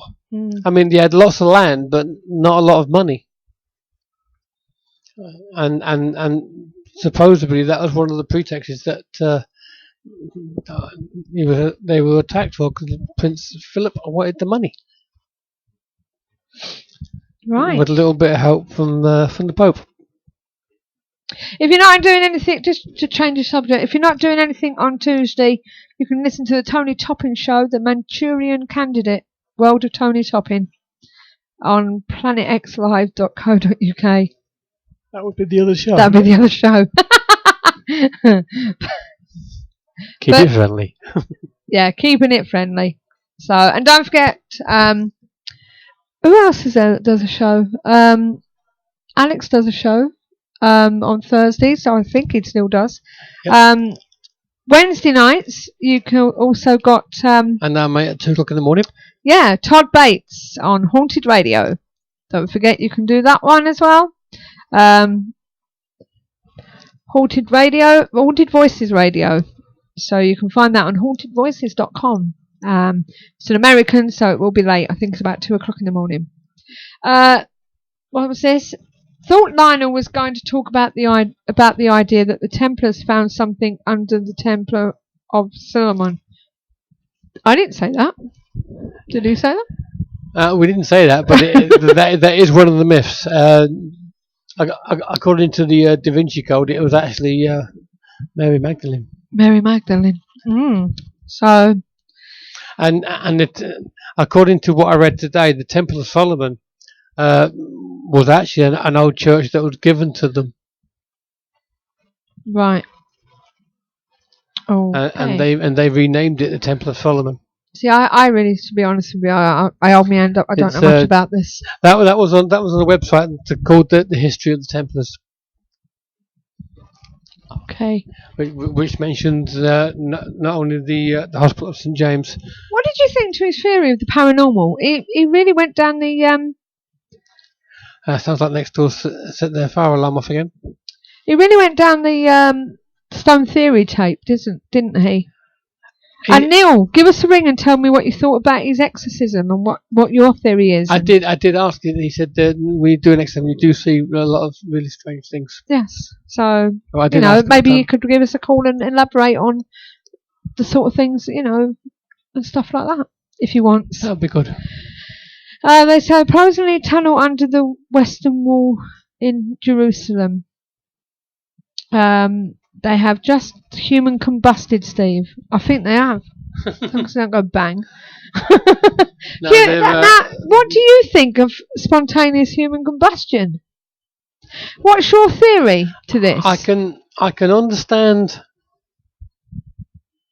how they burn, but the temperatures required to do so are enormous. Really, really, and why would it? It's down to the hot fats, isn't it? When it gets hot. No, isn't it? That's one of the reasons why they keep burning, because of the body fat. Yeah, that's one of the reasons why they keep burning. But the temperatures required to burn a human body, and yet only the area around the body is burnt. Got tremendous heat, so things have melted in the room, but the rest of the room is untouched. Ow! Which is really, really strange. That's the bit I don't get.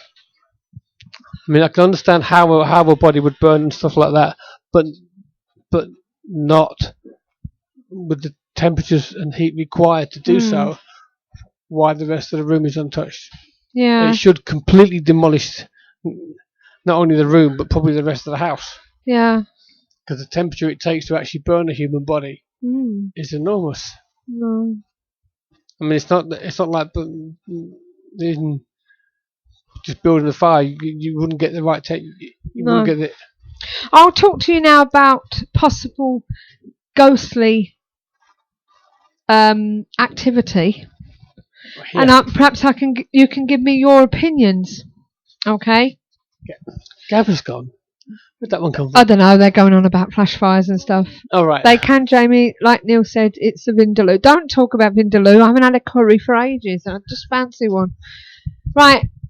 Basically, we decided to smudge the house during the week, didn't we?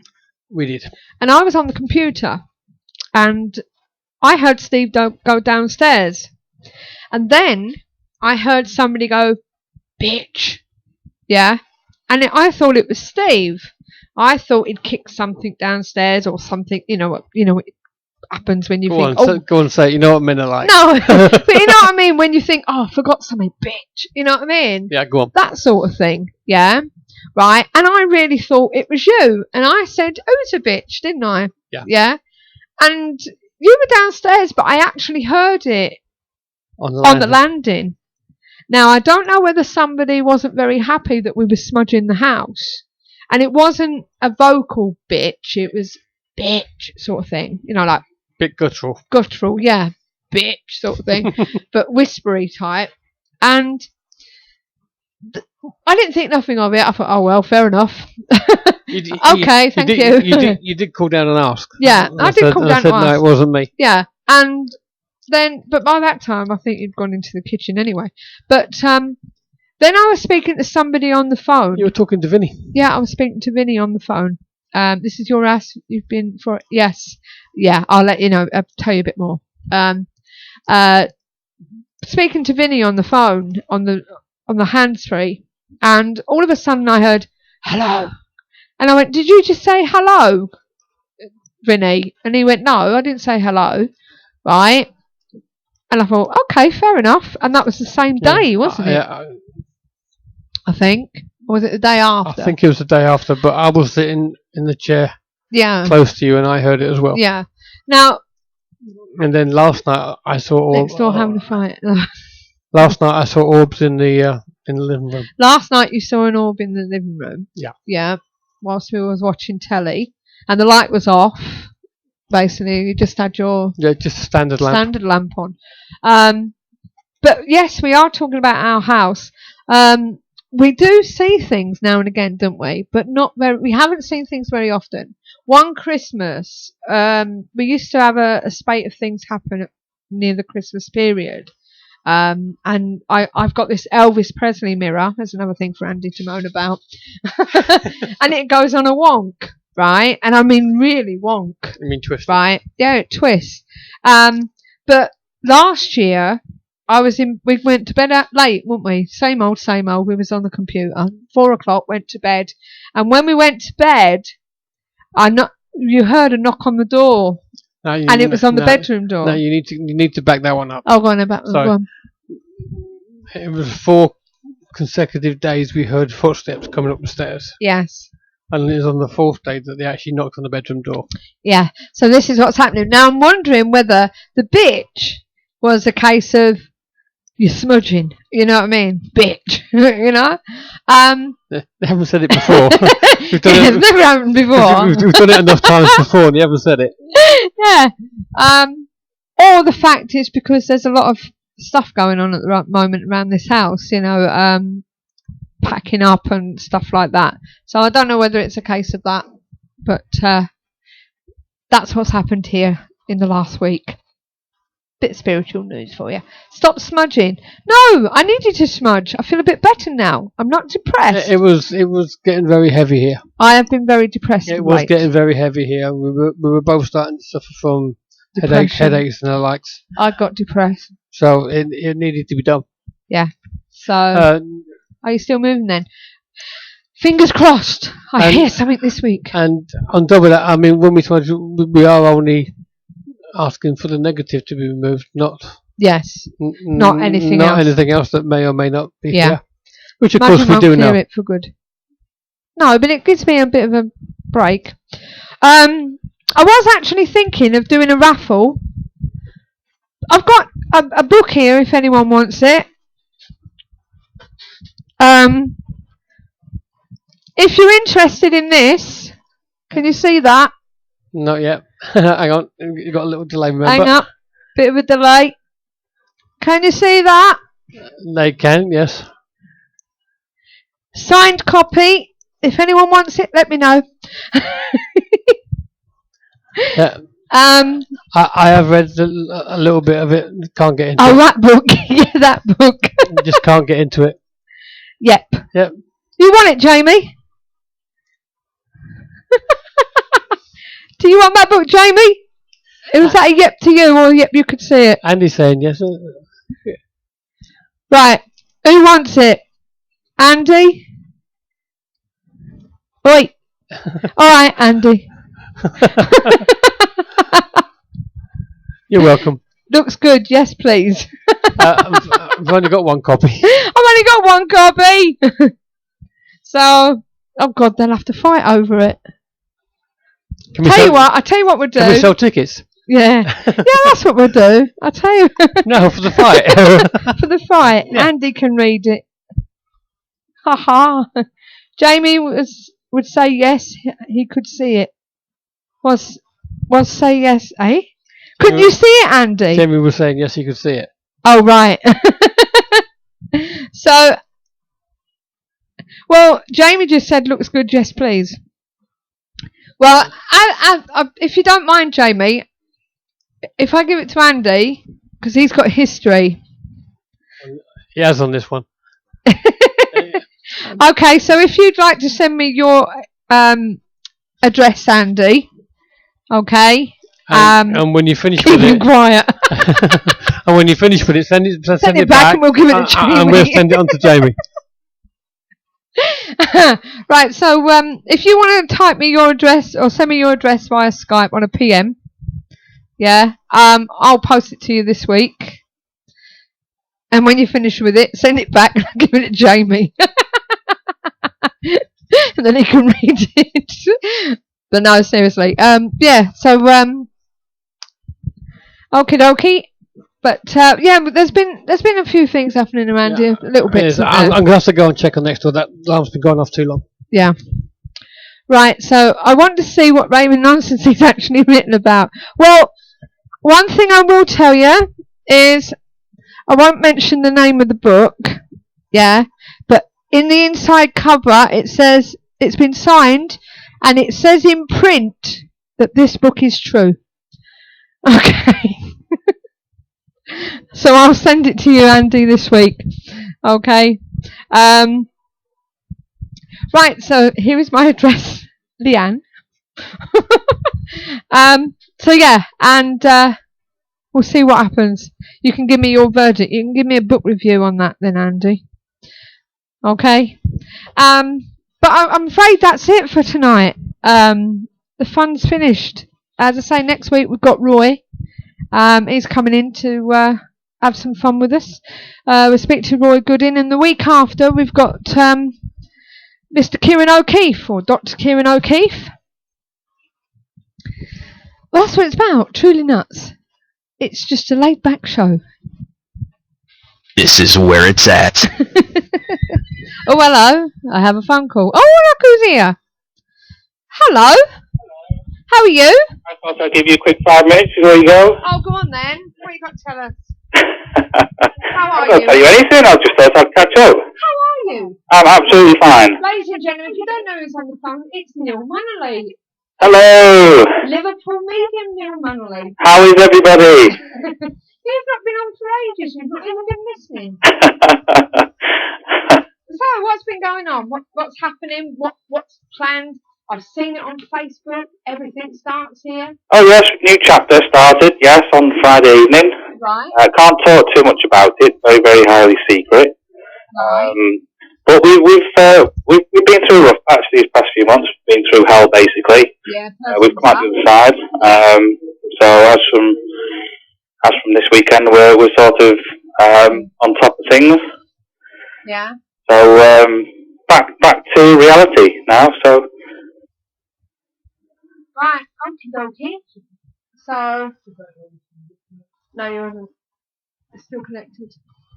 So basically, when will we see you again? soon, I hope. Well, I'll be along for the investigation, obviously, this month. Right, okay, which is the mystery investigation, which we've got 3 places left, if anyone's interested. It was mentioned on the events. Basically, where we're going is just outside Blackburn. Yeah. Blackburn, Bolton, West Ham.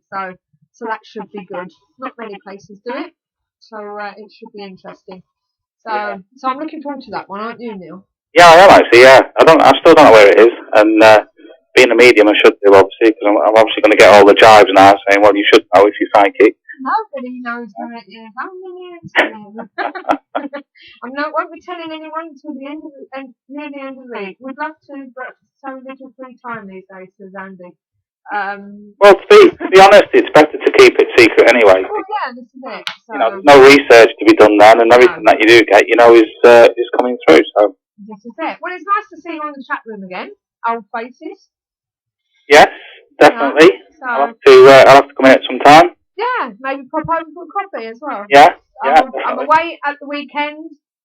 Just to let anyone know, if they're listening in to the replay, there's a MBS down at Derby on Saturday and Sunday. So I'll be rushing back quite quickly to get back ready for Roy Basnick to walk through the door at 7:30. But yes, so if anyone's interested, if they're down Derby way, pop in and see us. But I've also got something to do on Friday night as well. Leanne says hello, by the way. Hi, I did say hello. I did say hello earlier. No. Well, we're going to have to call it a day. I'll probably give you a quick ring back in a bit, if that's all right, Neil. Yeah, no worries. All right. So I'll say ta-ra to you. All right. Okay. And you can say ta-ra to everybody else while you're there. Yeah, I'll look forward to it, and see you all again soon. Good night, everyone. Good night, then, Neil. Good night. Night. Night, Leanne. Yeah, so that was Leanne in the background, and Neil. So maybe Neil and Leanne will pop into the studio sometime like they used to. So, you know, I wouldn't wind you up with how to stick together.